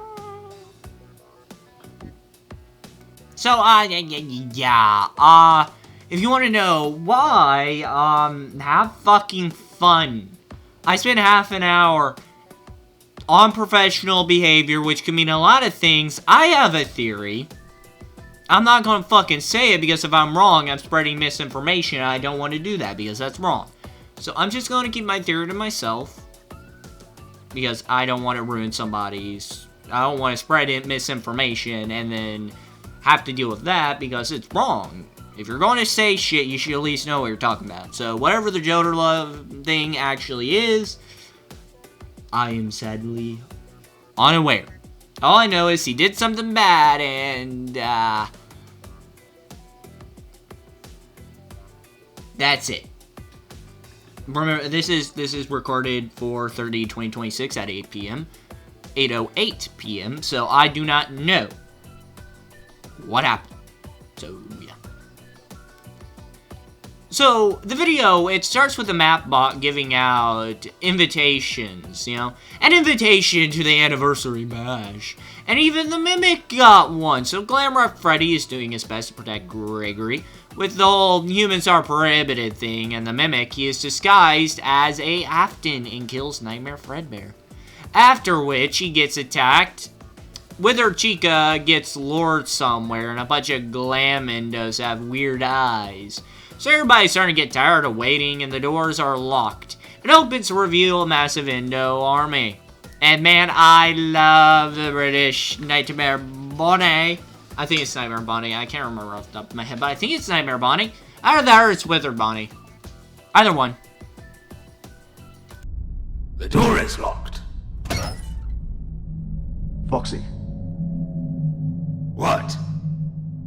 Foxy. Foxy, behind you. Behind me? The door is behind me. Just look. Oh my god, Bonnie, Foxy. do you have Foxy. short-term memory loss? Foxy, you big stupid pirate. The door is still For the love locked. of God, just turn around. Why are you shouting? Oh my god! I really love this. It stays. It stays. Just long enough to be funny, but it's not long enough to get annoying. Man, it's like beat. So, they get fucking rushed. Like it's fucking, like it's D-Day. So, the Mimic is like in full control, locks down the whole place so that everyone in, you know, to keep everybody in, you know, everybody dies here. And so outside of a badass scene in general, there are really funny jokes sprinkled in. Outside of the awesome scenes, but they get a chance. Freddy ducks in a spare room, and the Mimic, hiding as Burn Trap, gets Freddy, and like that, the OG gang dies. So Glamrock Freddy wakes up sometime later and starts looking for Gregory. And the chaos going on around him isn't making it easy. Into the pit, Spring Bonnie lures Glamrock Freddy to the pit. The Mimic is about to break down the door, so Glamrock Freddy ends up jumping into the party of the redundant or non-important FNAF characters. And Glam Freddy gets really fucking depressed that he can't find Gregory. Hold on, what is it? Gregory.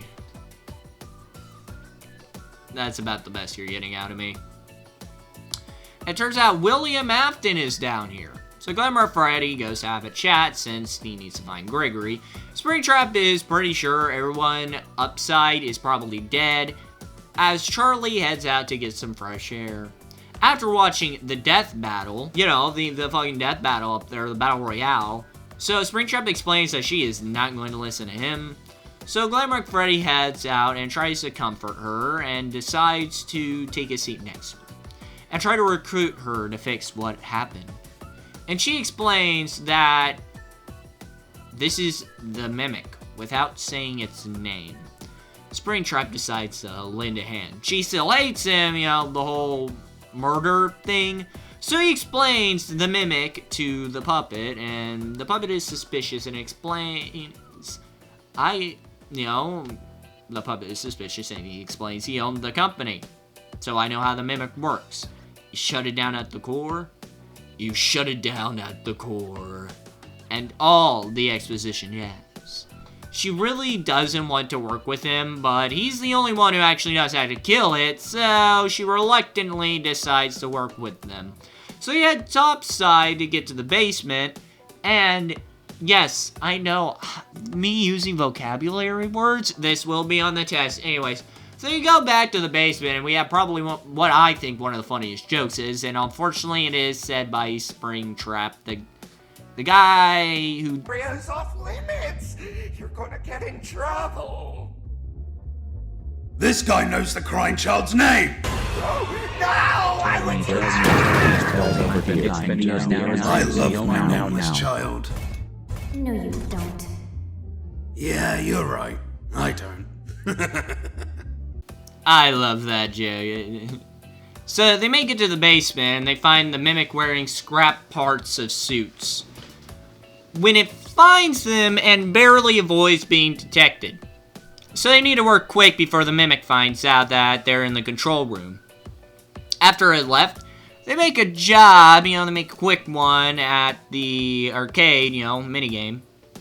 Oh, they make a jab at the arcade minigame things, before Freddy finds a Vanny mask, or V-A-N-N-I mask. So he puts on the mask and enters the Mimic's domain. By the way, if you're asking why I specified V-A-N-N-I, it's because some people, I'm not going to name names, will be like, it's an acronym, it's an acronym, you have to say it like an acronym, the Vanny mask is the one Vanessa wears, and that isn't a Vanessa mask, I don't care. I will say it as the acronym once, and that's all you're getting out of me. Nerds! Anyways, oh my god, I got a joke for this real quick. Hold on. Oh, no. Hopefully I remember it. Okay. Future me. Well, I said nerd. Put up the scene from the nerd versus geek rap battle. You know the one. Future me. Remember to do that. Now the viewers are gonna be like, man, why the fuck did you leave that in? It's because it's funny! I found myself funny. Incredibly funny, so. Anyways. So, he's now in the Mimic's domain. It's more of like a cyberspace of random stuff.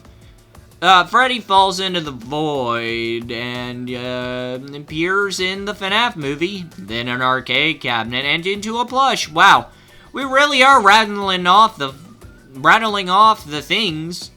Then 5 laps at Freddy's, or flaps, or flap.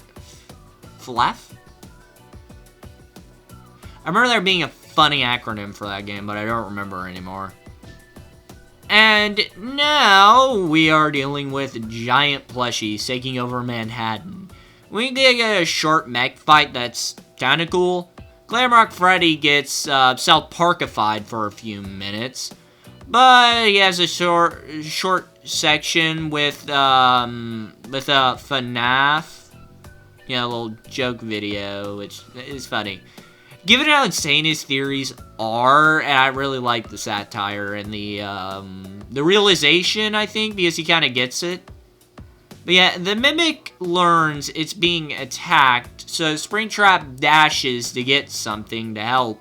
But in getting his ass kicked, The puppet does her best to save and buy Glamrock Freddy time. Lucky, Springtrap finds an axe and briefly buys some time. Freddy finds the mixes, or MXES unit. Yes, same reason, because nerds! Have you guys ever seen Revenge of the Nerds? That's such a good film. Anyways. And gives it a gut punch to activate it, and it brings him to where he needs to be. And the Mimic tries to make him quit and offers him a deal too good to be true. But Glamrock Freddy sticks to his gun as the Mimic tries to stop him, but the Mixus unit stops that shit real quick.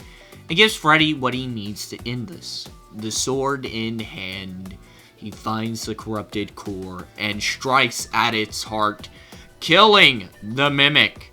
And right before it can kill our main characters, right in the nick of time, it tries to run to save itself. So they go and strike, so it can't win. It tries to win the psychologically, and the Mimic warns of Springtrap's plans. Springtrap kills and betrays her.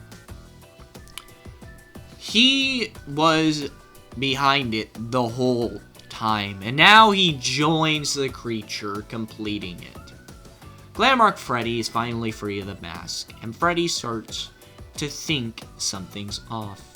He runs and finds the ruined mask as Big Afton, or as I've called him, the Amalgam, is on him. Freddy wakes up in his green room and finds Gregory sleeping. He's relieved when the events repeat. That's how it ends. I could have watched the massive all put together one, but I need to keep this script and less video less than 3 hours, because I don't like watching videos over 3 hours, so I try to make things under 3 hours because that's what I like. So anyways, the next guy, he also doesn't get a transition. This guy is the original Gooner. The one, the only, the infamous Bunnie. B-U-N-N-I-E. This man right here is like the original Gooner, bro. Bro's been in the game for 9 years, making quote-unquote jump logs. And even if he's not the original guy, motherfucker made a 360 video, which is hard to make normally. This man just did it for the love of the game. There's no way the effort he put into it, there's no way he got enough money back from that to be worth it. Because I've tried to make a 360 video before. That shit is impossible. Bro literally did it for the love of the fucking game. So from my perspective, which, given how I know nothing about that part of the FNAF community, or at least try to avoid it, this guy is the original Gooner, or at least the one who has put the most work into it. Again, fucking a 360 video. But, you know, he put the most work in. I wanted to talk about this guy because bro doesn't really care. That's the thing. He even has a Patreon, which I have no doubt that stuff is too spicy for YouTube. And honestly, normally I wouldn't care. Like, listen, I wouldn't care if this content was like on Rule 34 or the Orange to YouTube. And yes, I can say the site name, but also I've sweared enough in this video where YouTube might send this video to Shadow Realm. So, not really gonna fuck around with YouTube.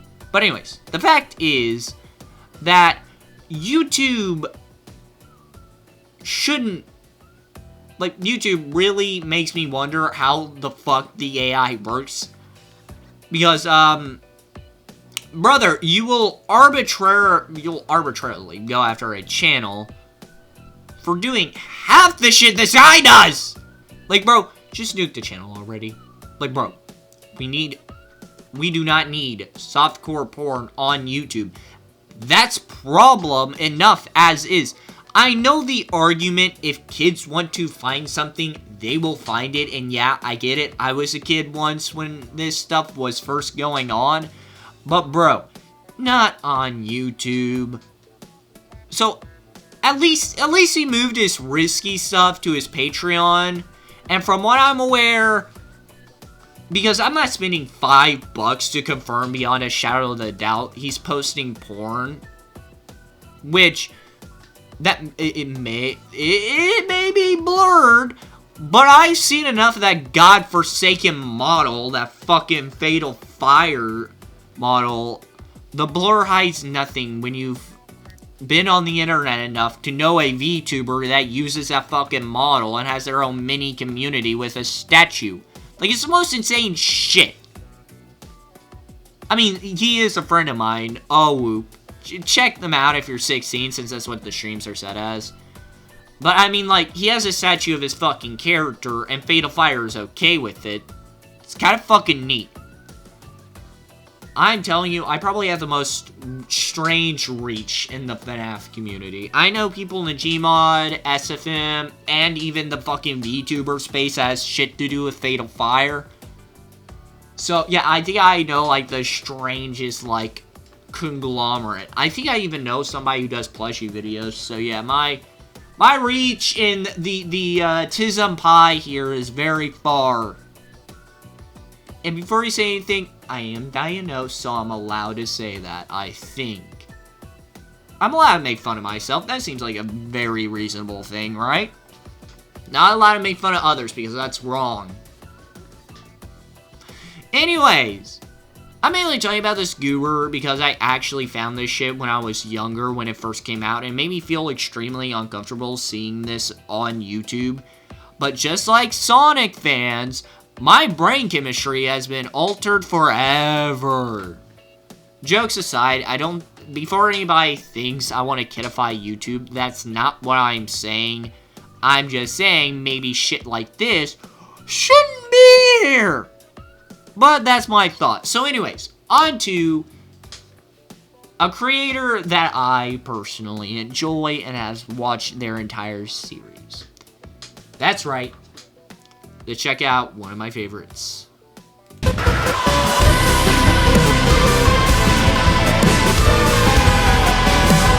Abby SFM made a SFM series called Old Memories. A really awesome SFM series. So I'll take a look at the first season. I guess that's the only real way, is to start from the top. You know, if you guys do want me to, like, watch the full thing, tell me in the comments. Either that, or I'll just do I'll do it myself. Because I do really enjoy this SFM series. But even I have my limits. Because, like, if you guys aren't going to watch it, I have no reason to make it. Because I can watch it on my own. Other than Freddy X Chica, I gotta get my friend in on that shit. I've been trying, but he is real resilient. He is trying to avoid it. But we'll get to that when that video comes. By the way, I'm like, this script is like 3 days to record, and like the Freddy X Chica is like 4 pages longer. So that's gonna be fun. Anyways, so we start at Fredbear's Family Diner on stage with Fredbear and Spring Bonnie. I can already tell where this is going, so sometime later the guard comes in and insults the robots as they wake up. For the night, Fredbear wakes up and Spring Bonnie because they have some work to get done. So, I mean, you fucking shit-talked the 8 feet tall murder robot? Even if you didn't know it's a murder robot, you fucking taunted it. Anyways, so Fredbear and Spring Bonnie, you know, try to ambush the night guard. We get a little montage with some Netflix song playing in the background. If you don't know who Netflix is, at least I think I'm saying the name right. They make like a bunch of songs that you can use in the background of your videos that are mostly royalty free, that are really high. From what I've seen, it's mostly guitars and electric shit. I've used them in a few of my videos in the past, so they're okay people, at least. But anyways, in the background, so they finally are about to get the night guard when Fredbear gets awakened sometime later after a brief scare with a puppet. Spring Bonnie asks, hey, you okay? And Fredbear brushes off with it was just a bad dream. But they look very decrepit. Fredbear mentioned it had a puppet, as the puppet says, that puppet has a name and hops down. Fucking Spring Bonnie hits that fucking reaction face as Fredbear jaw literally hits the floor. Puppet clarifies that he's not here to hurt them. It's just after Fredbear. And, you know, he asks a few good questions. You know me. How do you know me? How do you know my name? You know, that's up. So, Puppet gets a full lore drop, Fredbear malfunctions, crushed the kid's head, and, well, you know what the— Hey guys, I think the little man said he wants to give Fredbear a big kiss. On 3, 1, 2.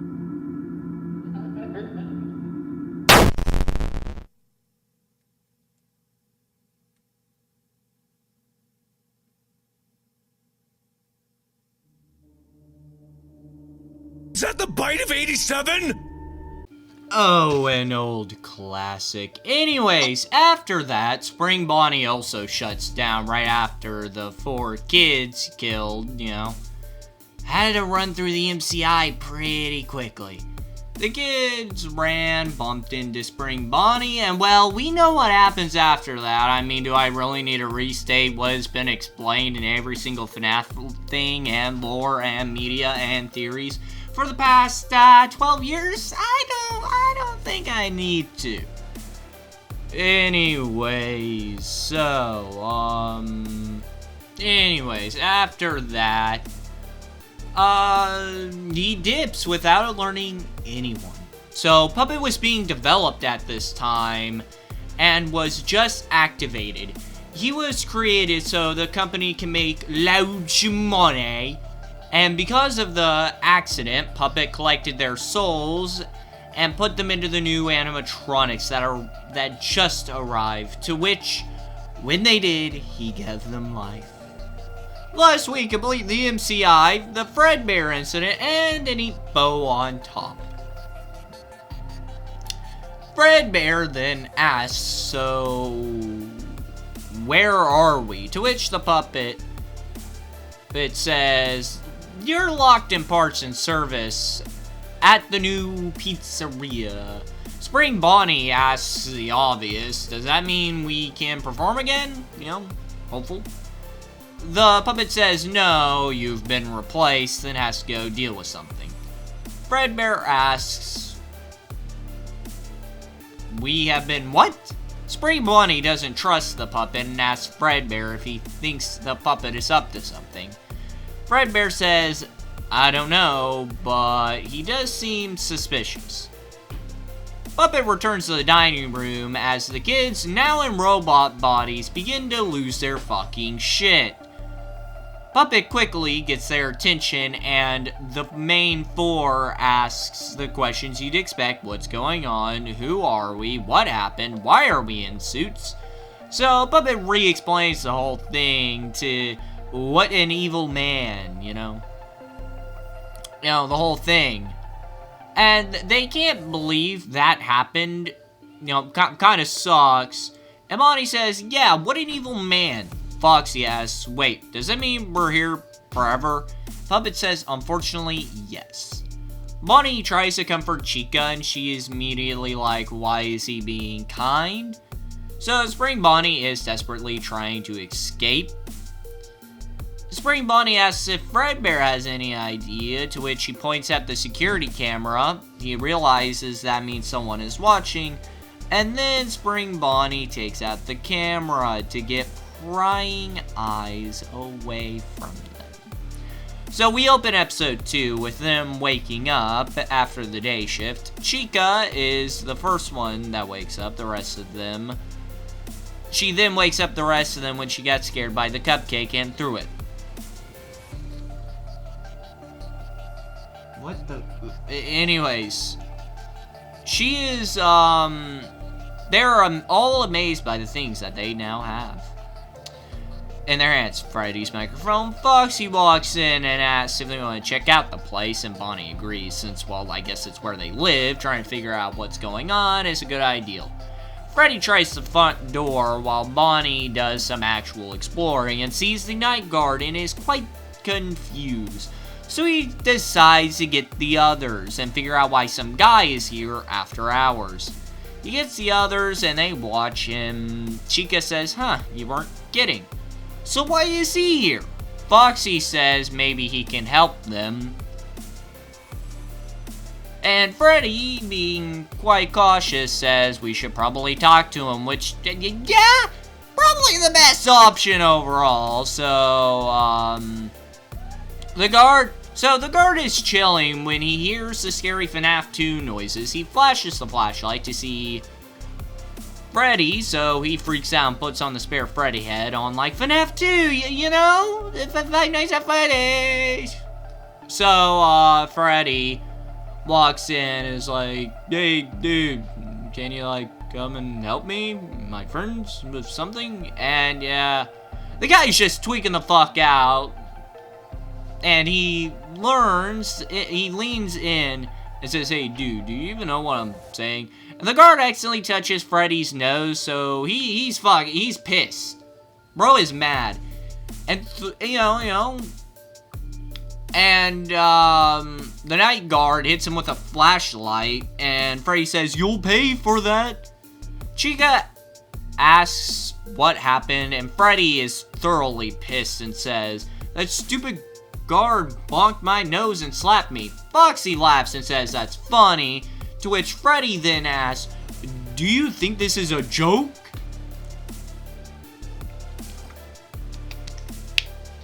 So Foxy just shrugs, and Freddy is officially done.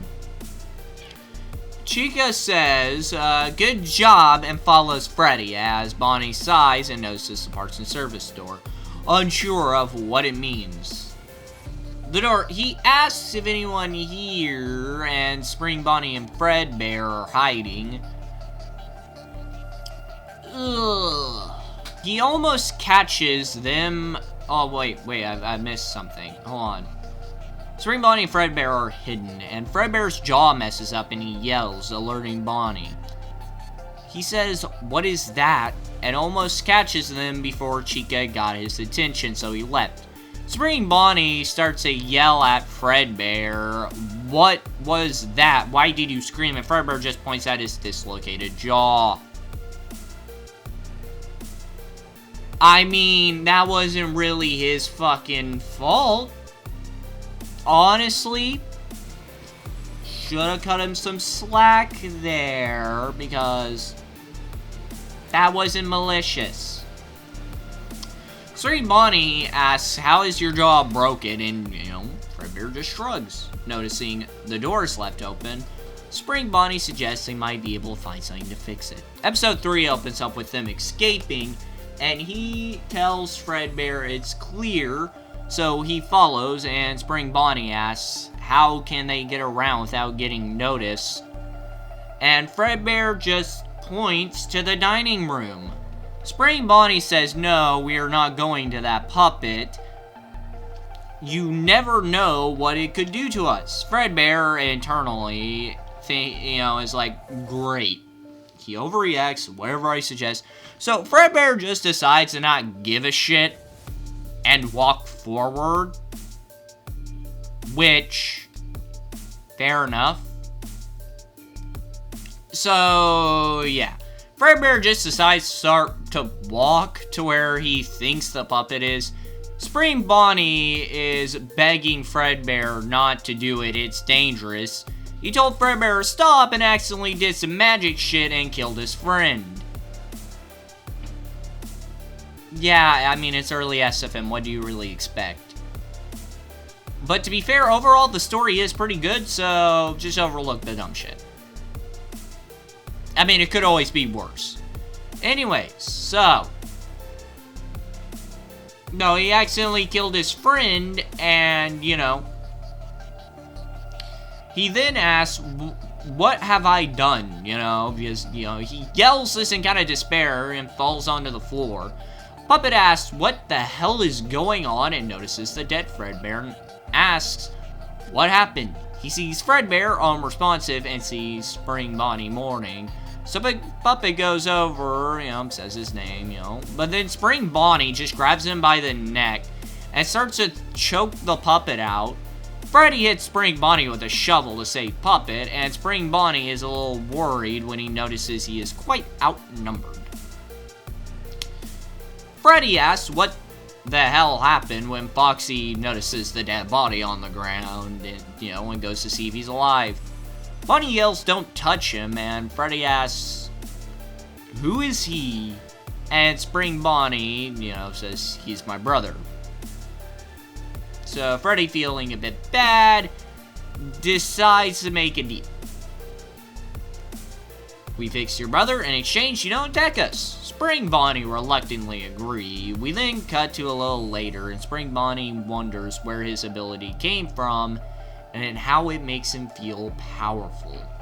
He knows all he has to do is wait. Anyways, episode 4 starts with Puppet talking to them, taking them for the backup. And Puppet gives Freddy a little extra credit for solving the whole thing, and Chica cuts in saying, "You saved us too, we could only return the favor," and which, yeah, that's fair. Do not get on the desk, cat, you will do something awful. Anyways, he says, "Bring Bonnie," we get spooky cam as he says, "Bring Bonnie." Ooh, spooky. Puppet explains he was a previous animatronic that lived here as his brother, Fredbear, and, well, you saw, you guys were killed as the other children, and the other children was me. I was murdered by the same guy that killed you. And Bonnie has, my exact reaction, kind of. Bro is the most human one of them all. Whoa, that's a lot to take in. Man, that sums up the feels, bro. Bro exposition dumped hard. Foxy drags Fredbear in, asking if they're going to fix Fredbear like he said, or what. Freddy says, yeah, because, he's not a evil bear thing, I guess. And Puppet, cuts him off saying something's not right. Oh, now he's figured it out. Puppet asks you... Now he's figured it out. Puppet asks you... You asked who? Spring Bonnie was before, right? He nodded. I don't know. Why did I write that in such an awful manner? And Puppet says, "Do you remember him or Fredbear?" And Freddy. Or, "Do you remember him or Fredbear?" And Freddy shakes his head. The rest of them don't remember him either. But Foxy says the last thing they remember is being confined to these suits. And Puppet says, "Strange. Somehow you're missing memory. Somehow your memories have been corrupted. But I don't know how or why." Bonnie is just like, "Man, I'm just thankful to be alive." Puppet then says, "I gotta find a new suit for Fredbear since the original one is falling apart." Some time passes and Freddy is looking at a plushie himself when Foxy walks in and asks, "What are you up to?" And Freddy says, "Oh, nothing, just looking around."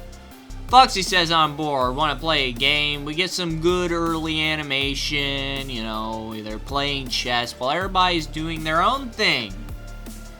And Bonnie would be singing and doing a bunch of stuff, but it got muted because of copyright being a bitch. Oh, you're a bitch, a bitch, a bitch, a bitch, a bitch! We then get a meta joke and what I consider to be old brain rot in essence. Man, I miss the old internet. Back when brain rot was shitty FNAF Minecraft roleplays, and MLG compilations back when cringe was made with blood, sweat, and tears instead of this clanker shit. Man, I hate them clankers. Minnie ran aside. Puppet finds a box, and he finds parts and hopes it'll be enough. So they are complimenting themselves on the performance we don't get to hear. Freddy asks why is Foxy so small, and Foxy hits him with a Uno reverse. Why are you so fat? When Puppet gets their attention and we see the new suit is Withered Golden Freddy, and Foxy asks, is this really all you could find? It seems a bit withered. No, really? I couldn't have possibly guessed. And Puppet confirms there were no other suits. This is about all we got, and now Puppet needs help to put the endo in the suit. Freddy immediately is like, me and Foxy will help, while Chica and Bunnie wait outside. Everyone kind of agrees and does the thing, you know. Bunnie is feeling like the silence is awkward and is thinking of something to say. Ah man, when in the presence of women, getting extremely confused and trying to make conversation and saying, so, the weather's great. A tale as told as time. And then she's like, we haven't even been outside. He then face palms, which did fair. She gives him a hearty chuckle. Some could even say, a heavy laugh. You could say. About an hour later, they all get ready to turn him back on. Chica asks, what are they going to do with the old costume? And Puppet's like, throw it out, which I mean, fair. And then Puppet's like, yeah, maybe take a step or two back. We don't want to scare him. He hasn't seen you guys, and this will be a massive step for him. We get a little tension as he wakes up. He's a little shooken, you know, a little from the events. He asks, where am I and who are you? Points at the crew. Puppet explains they are your friends, and apparently Fredbear doesn't remember that name. He also lost his memories, like forgotten memories. Anyways, we got two more videos to go. So Puppet makes sure Fredbear has no memories, and he confirms he indeed has no memories. Puppet then says, I have no idea why this keeps happening. Maybe some dark entity may have caused you to lose your memories. Same for you four. Chica then mentions that she should probably go and talk to Spring Bunnie. Puppet agrees and says, come along, Fredbear. We have somebody you should meet. We jump to Spring Bunnie sulking in the corner as they arrive, and Spring Bunnie rushes over to give his friend a hug before Puppet says something. Before Puppet could say something, Springtrap says, hey, I thought you were gone. Spring Bunnie then asks what happened to the suit. Puppet jumps in and asks the better question is, what did you do to him? Spring Bunnie admits he doesn't quite know. I lost control. It took over my body, along with strange power. Bro is really open despite the whole I want to kill them thing. Then Puppet drops a theory. Something is transferring power to you. And Captain Obvious says, that's very supernatural. He apologizes for hurting them yesterday, and Puppet assures Spring Bunnie it's okay. They leave an offer that Spring Bunnie could join, and he agrees. But first, he's going to get some rest. Bunnie tweaks out a bit. Before we jump to 12 a.m., Puppet enters the infamous box, gets waken up by someone crying, so Bunnie investigates and finds Bunnie. So he's like, Gia, are you alright? And she's like, I'm fine. And Bunnie tries to comfort her by saying, don't be afraid, you can tell me. She admits, to this all being this sudden change. I probably had a loving family before I turned into this monster. Bro is exploring things Scott would never. The closest thing he got was one of the stories from Fazbear Frights. She continues to talk about how she feels like even though she doesn't know the past, it was probably better than this. Bunnie moves in, trying to help ease her concern, which bro is on a different level.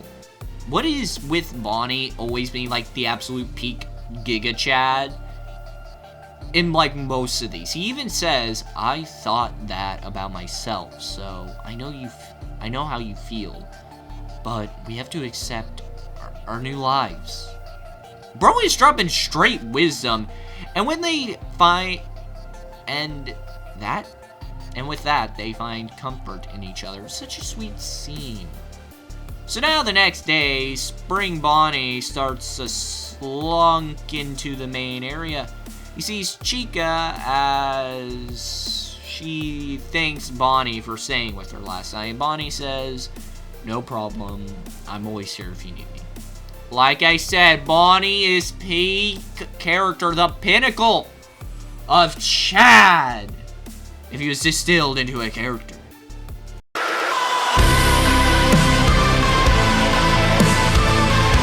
So yeah, Spring Bunnie scopes the area till he finds his friend and tries to approach him. He asks, "So do you remember me?" And Fredbear apologizes, "I do not."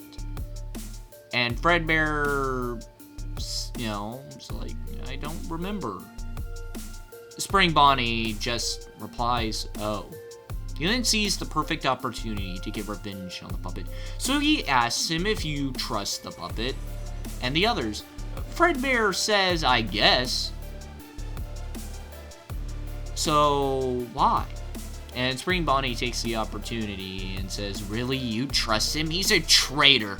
He only brought you back to experiment and use you. The others are his servants and will follow his orders.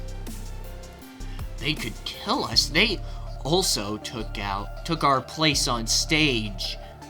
Man really pulling two lies and a truth. Then bro just drops truth. "We are replaced, and we won't survive long." And Fredbear can't believe this. He then says he'll prove it as the orb of poor frame rate appears, which allows him to show Fredbear a fake memory to trick him into believing Spring Bunnie. This fake memory has the puppet teleport and attack Spring Bunnie and then Fredbear. And Fredbear starts tweaking the fuck out like a crackhead in front of your local Circle K. I will admit, Spring Bunnie was probably right about they will probably die. Because, keep in mind, when Fredbear doesn't remember anything, he practically died. He doesn't even have the same personality, so yeah, he probably died. So getting your suit replaced, your endo replaced, means you die. So, anyways, Spring Bunnie internal monologues, I hope he doesn't find out the truth. So he obviously is. Fredbear goes to follow the puppet. Oh yeah, we end the big climax of the season! Puppet wonders why do they bother having a night guard, which, I mean, fair and dumb. Be dumb standing in the background. And then we have Dumb and Dumber standing in the background like Beavis and the Buttman. And he convinces essentially a giant toddler, some Lenny type shit, to go destroy Puppet. And Fredbear does that exact thing. Jumps him quick.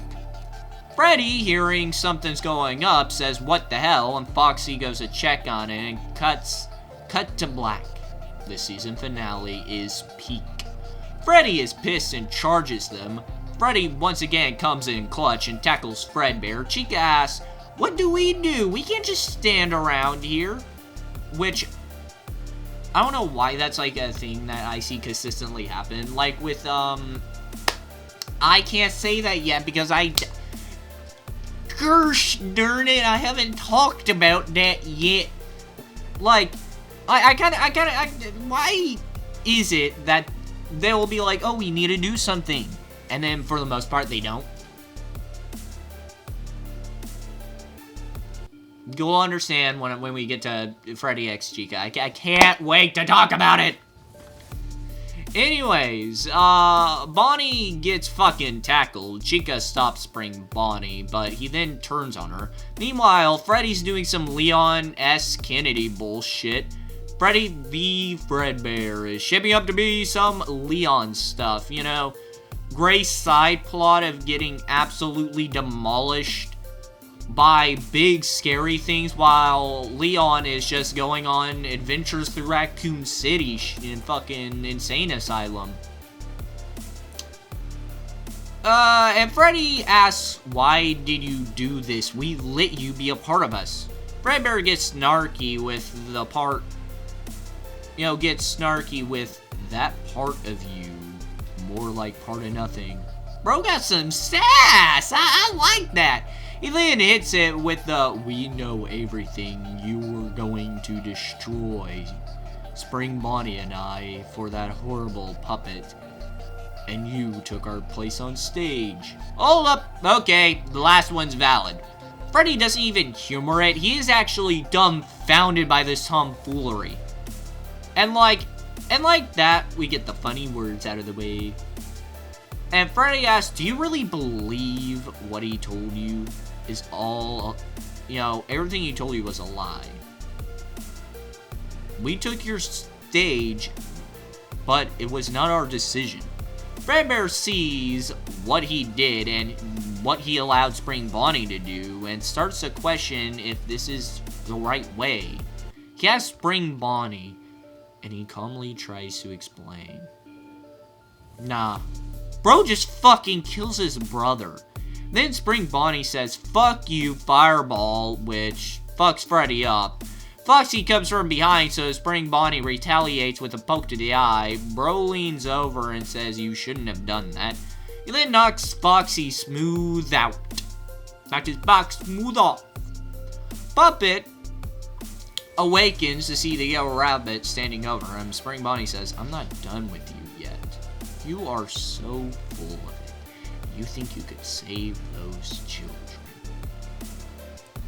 Like, you're helpless without your friends. You pathetic piece of trash. And well, that puppet took no disrespect like that and sends him to the fucking Shadow Realm. We then get to see the toys as Season 1 ends. Yeah, it's good. Like, if you guys would want to see me talk about this, kind of like what I'm doing with Freddy X Chica, but to be fair, I'm doing that for myself, tell me in the comments. I know I've said this 100 times by now, but like, show me that you like these people and want me to talk about them, so I know whether I should make them. Like, eventually, I'll make those videos, right? It's an inevitability, but if you want me to make them sooner, I need to know. I make the Freddy X Chica thing for my, you know, I did it because I liked it. Which is kind of like why I'm making that one, so I did that one for myself. That's why you guys are getting it so quickly. So anyways. Taking everything from me is perfect hatred. Now, I know nothing about this guy. All the other people I've talked about was because I knew about them or I knew them directly. I have no idea about this guy, but Bubbly Sentiment is he's considered a bad person, but I could see no elaboration outside of like cringe and shipping, which surprises me. I don't mind shipping, as evident by Freddy X Chica video coming out soon. So I don't get the hate. But let's take this to the start. Bonnie's birthday. So it begins how you would expect it. Bonnie is happy and with no one voice acting or that old voice that is his birthday when We get a wide shot showing that everybody is up to something. No one really notices, so Bunnie is sad and think everybody forgot about him. Meanwhile, Toy Chica and Normal Chica are bullying the night guard as always. The night guard, Bunnie proceeds to get Chica's. She then tells him to go away, but it turns out they, and with the hot Bunnie is happy they remembered something nice, and which given how big his scope gets, I think this is a nice slow introduction. I'm actually befuddled by how poor my typing was on that. I hope it gets fucking better. I don't know how I typed that bad. I feel like I've said that a couple times in this video. But anyways, so now on to Night Guard 3. So Mangle leaves parts and service, and Foxy is mad, and Freddy seems pretty neutral. Freddy stops Foxy and he is pissed. Freddy tries to get Foxy to calm down, and Foxy does. And he starts to feel bad when we then switch to Mangle's perspective. She sees the toys doing whatever it is they do, so she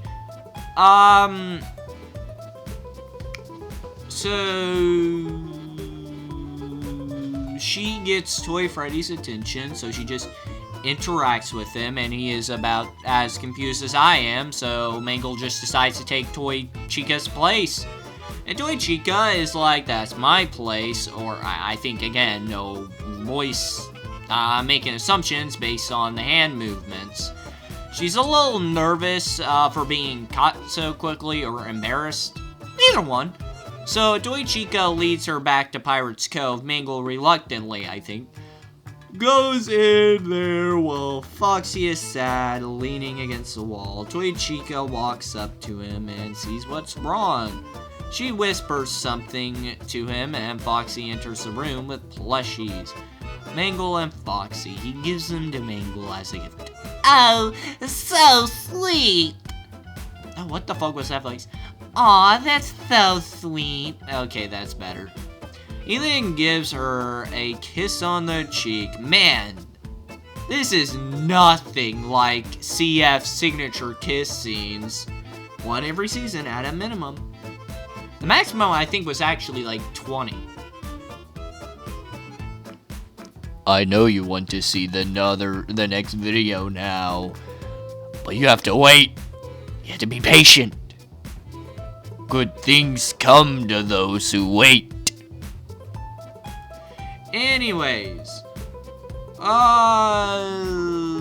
he then walks away, so she then looks at Foxy, and he switches from normal Foxy to withered Foxy. She also sees the same flicker with the OG game, so she wipes her eyes so she knows she isn't seeing anything, then gets a flashback to when she was mangled and how she met everyone. Puppet directs her to it. She meets the rest of the gang, the toys, but she had to fight the withers at some point. Chica was about to kill her when Wither Foxy saved her, so they teamed up to kill the night guard. Seems about right, average first day average first day activities, kissing and then killing some random guy doing their job,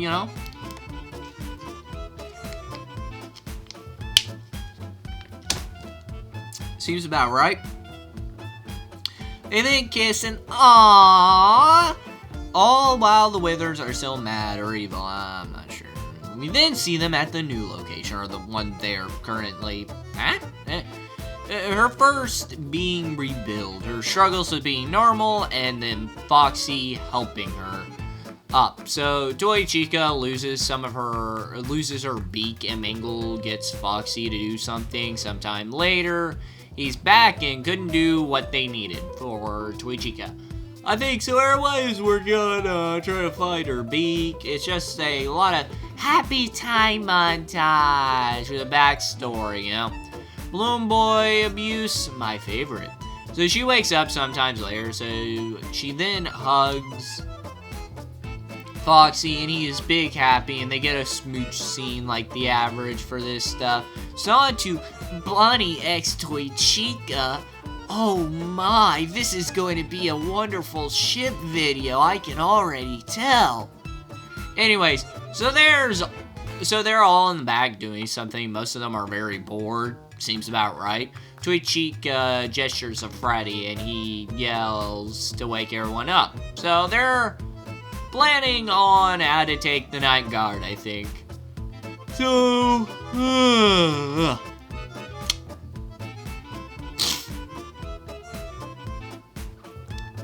So Toy Chica leaves, and Bunnie follows Toy Chica, and she is sat on stage. Bunnie, so he goes to look for something in the closet. Foxy runs by, and Bunnie moves something to find a plushie of her. He is standing in the hallway when Foxy walks up, gets his attention. Foxy sees the plush as Bunnie tries to hide it. Foxy gets mad and demands to see it. Bunnie shows him, and he's, he insinuates that Bunnie likes Toy Chica, and Bunnie admits it. With no, voice acting at all, it's been hard to follow what's actually going on.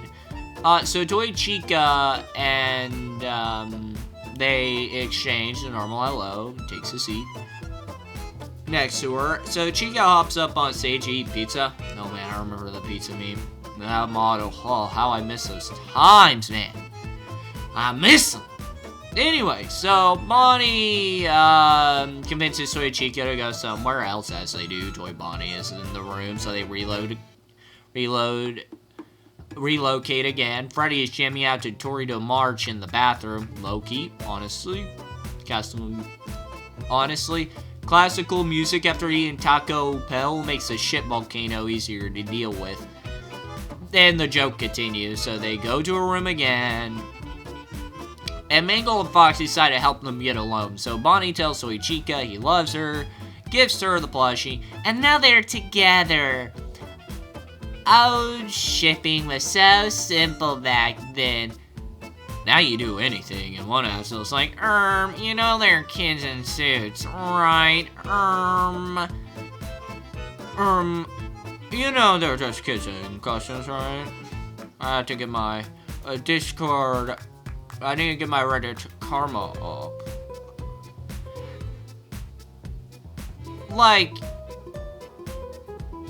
Just, ignore that. Don't think about that. I personally think if you're thinking about that, there may be something wrong with you. While there are limits to that, that's just hate when that's brought up. So, a bit of a vent aside, because, I never get that argument. It's like, okay. I don't, yeah, it's weird when it's, in certain contexts, but, these are two animatronics. They're both children in there, so, it's somewhat normal. In some, roundabout way, I think. Anyways, so,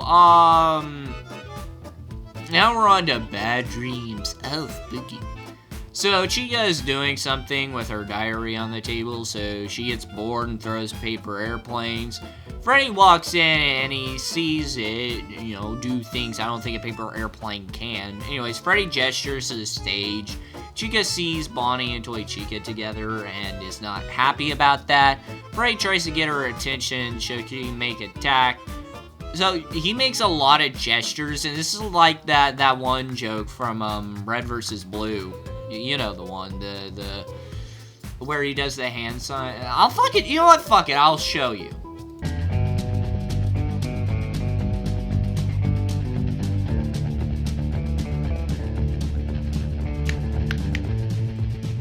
At what point did you think I knew what that meant? Oh, shit.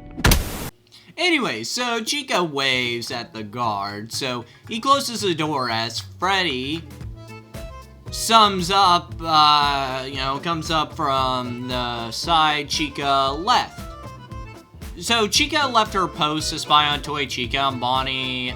Hey, the last time that Chica got jealous, let's just say there was an ox involved. If you don't automatically get the reference, you're not a real G. Anyways, yeah, she is like 100% jealous. And because of this, Freddy lost the win. As the clock hits 6, they go to the stage to sleep. Freddy, clearly in a dream, walks around, heads to the bathroom, and hears something going on in the dining room. And sees the pizzeria on fire. He thinks it's the night guard and rushes down the door, but before he could get there, Springtrap grabs the bear, scares him a bit before thunder cutting him across the hall. Springtrap coils his mask as he approaches. He then curb stomps Freddy as he wakes up screaming, and thus the namesake of the video has been fulfilled.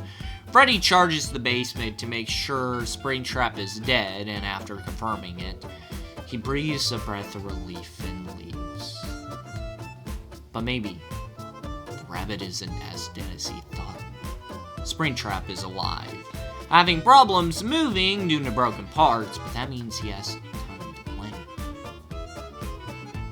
As he hits a devious pose. So I picked a random video from season 3.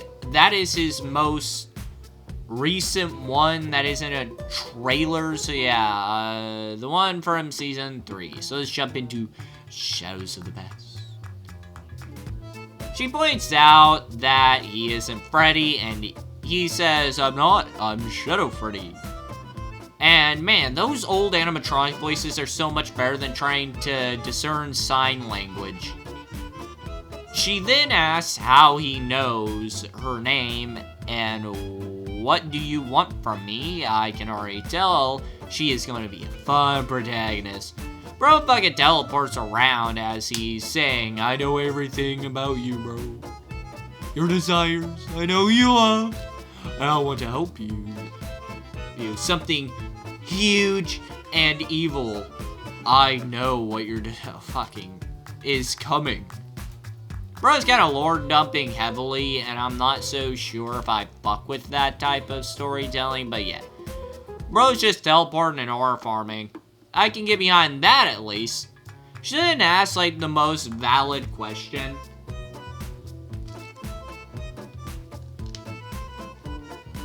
What is it? And then asks if she knows what nightmare is. You know, why are you guys the only robots alive? Am I like missing some lore? Like I have a feeling they love to do you. They love. Do you know where you came from? She doesn't, man. I have a theory this is going down a path I've seen before. He then asks if she wants to know the truth. She says yes. So bro does some Naruto hand sign shit and throws an orb at the wall. Then we get info dumps. So everything began in 1983. As all stories of FNAF do, it comes to Fredbears. You know, personal normal Fredbears. Happy place. As we figure out, even back then, Fredbear and Spring Bonnie and Puppet were the first animatronics. And a rare thing, this guy got right before we even know that was canon. The business was doing well until the guy who tended the robots made a guard get a funny idea. You know, got him a little angry, so he got a funny idea and damaged one of them to ridicule the worker, and when the robot malfunctioned, they blamed the technician for it. Before he left, he found something that belonged to the guard, and the idea of getting back at the guy consumed him. To the point where he slapped his dart. Fuck, man! The job must have meant a lot to the guy. Like, bro is consumed literally everything. And now that all that remains of their remains is perfect hatred. Hopefully I edited that correctly, because if it did, it just made the entire thing so much better, you know? So, the guy, the guy Socks,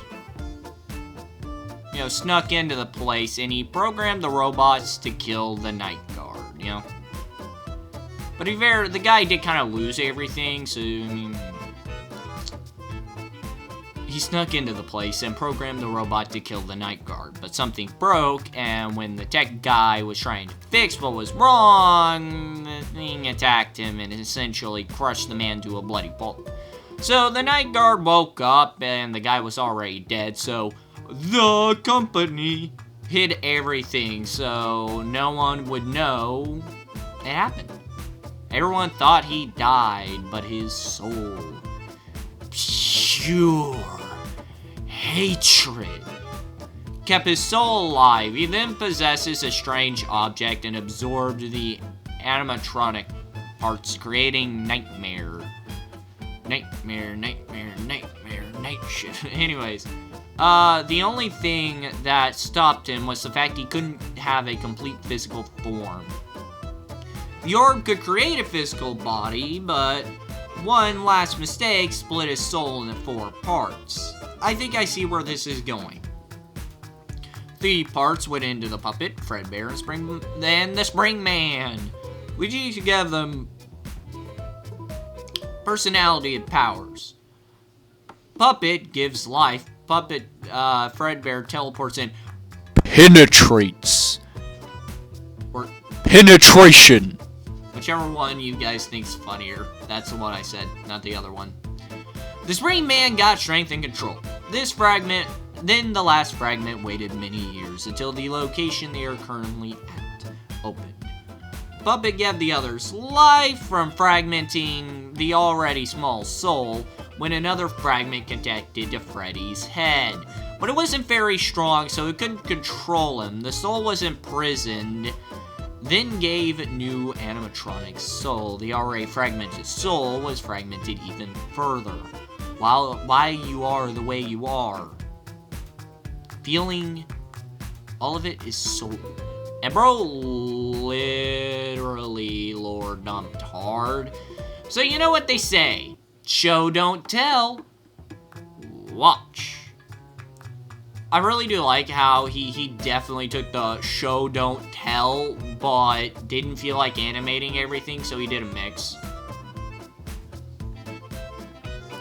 Of you have a fragment of the nightmare, and it wants to escape Freddy's head and reclaim itself.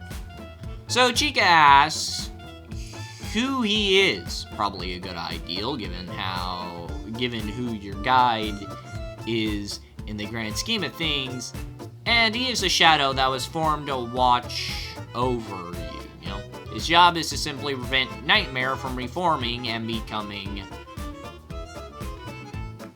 one. His goal aligns with hers, so he wants to help, but Nightmare wants to turn him into a monster, but he's resisting. She finally puts 1 and 2 together, says, so we all have a piece of that monster's soul in us. How can you defeat him? He shouldn't be allowed to escape Freddy's head, and his helper should be caught. Chica jumps at the word helper, and Shadow says there is simply a traitor among them. Among us?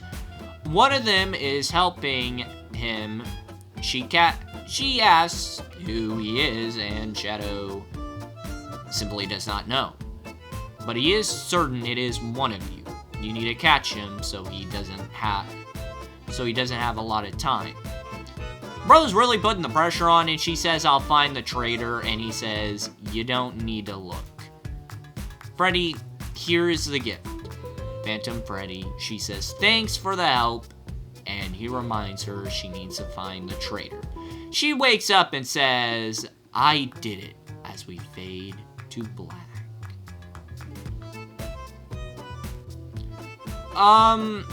I'm not gonna lie, this may get its own video. It is intriguing.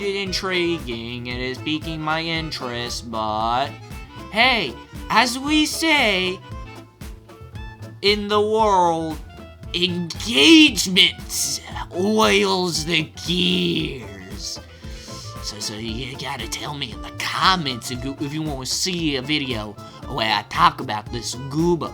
Because if you want that, I need to know you want it, so I need you to comment. Because I need to get the gears turning with that engagement. Anyways, Tower of the Fallen. Screams 1.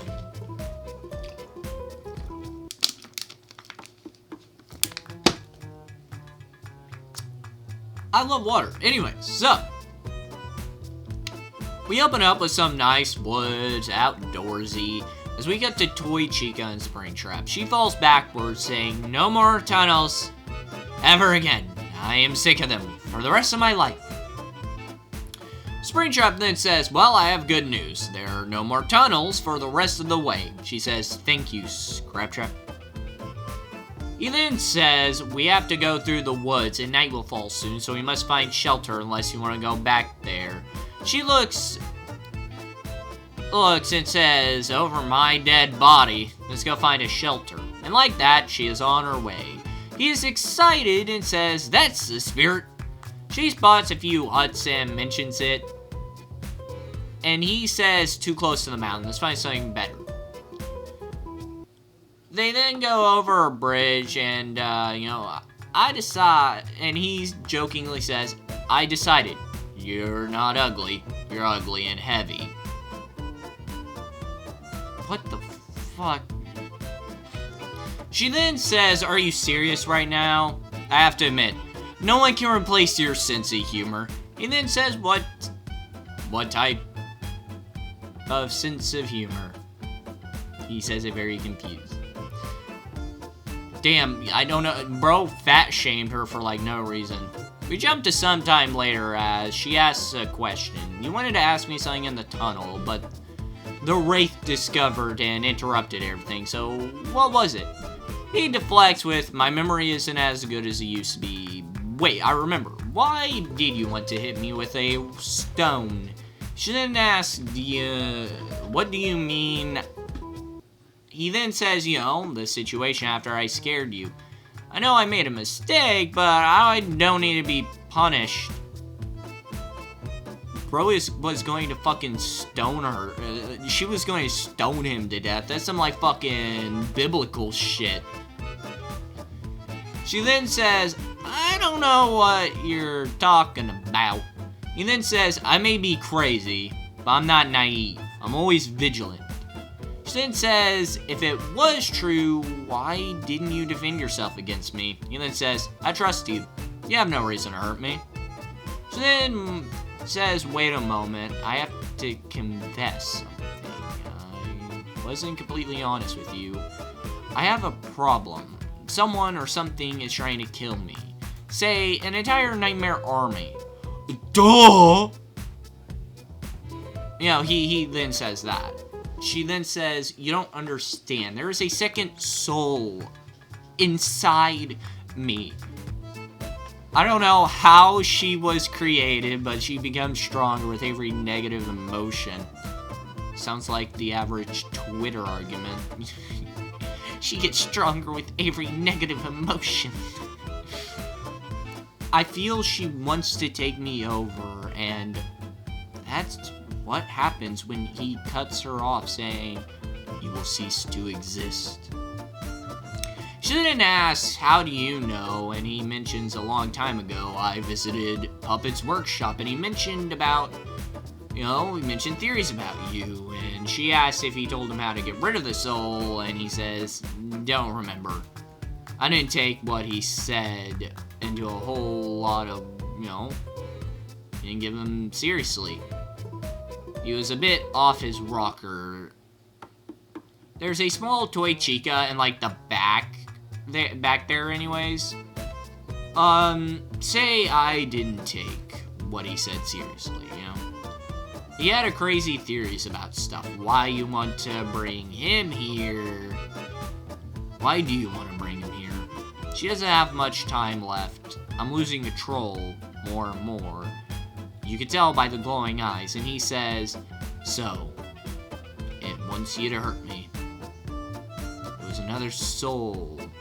Her name? Alter Chica. I could have thought of, like, a better name.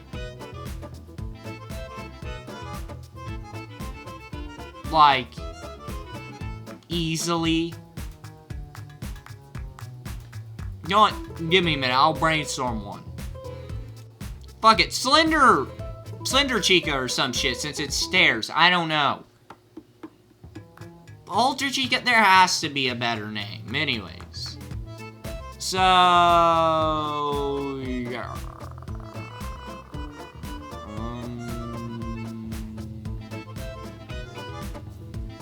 While she watched from the distance, she looks like her, but in her own words, a cheaper version. Someone is watching them, and Alter Chica knows as we cut to black.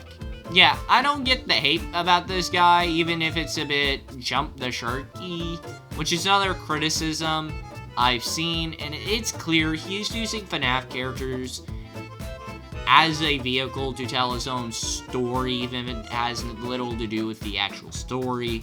He knows what he is doing. He is doing it the way he wants to, in a way that'll get views. And I gotta respect that type of attitude. Overall, though, from what I've seen and from what I've heard, this guy isn't really well liked, which kind of surprised me, given how he seems like a good guy. You know, overall, hell, I might just make a video about him for fun, but maybe a comment or two would help. Please give me engagement. I need it, my mama. Okay, I'm not gonna make that joke again. You'll know what I mean after you see the CF video, which I made the script before finishing this one, despite the fact it was supposed to come out after the video that's gonna come out later. So, 3 videos. This is the first video.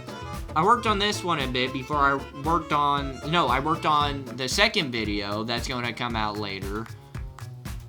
And then I worked on this one. I got the second one done. And while I was working on the first one, I then decided to work on the third one and get that all done. And then I finished the first one. So yeah, you guys are getting a whole timeline fuckery. It's like trying to figure out what's going on with Marvel these days. Anyways, with that being said, I say let's wrap this up, shall we? So, closing thoughts here right now. I really did enjoy this, and for the most part, the people here I'm thinking of making a video on, like, you know, I think I'll make a video on their series, which I don't feel compelled to with the plush tubers, which, to be fair, outside of Muffet Adventures, the other two, I'm just not a fan of, or, well, one is Puggo, and I don't think anybody wants to talk about Puggo more than they fucking have to, and I just don't want to watch, like, several hours of Sly Pie slowly losing the plot, so... But, yeah. I'm sure you guys probably noticed the step up in quality and the amount of people. Don't worry, I'll be slowing the roll a bit, you know, focus on a bit of individual, you know, creators. Familiar face before doing more focused videos. I may return to this type of broader topics. But for now, I think I'll take a break from the lineup, and, but yeah, that being said, I do want to say, I am working on maybe doing more videos like this, but for now, I have a lot of, like, toned-in videos into specific topics, because I kind of want to talk about specific series, some of them multiple hours long, and others... I just think they're funny. But yeah. With that being said, maybe liking the video if you got a laugh, and, see, if you made it through the whole thing, maybe give me, maybe even subscribe if you're feeling a little extra generous. Or you think I'm funny. If you'd like to check me out, if you would like me to check out something, or you want me to make a video on a specific goober, give me engagement down below, and hey, share it to any other buddies who might think it's funny. You never know what'll happen, but hey, with that being said, I got nothing else to say. So, check out my video talking about FNAF plush tubers, or my shit post about Chazington, if you feel like it. But with that being said, I better get to work on the next video, so catch you guys on the flip side. Bye-bye.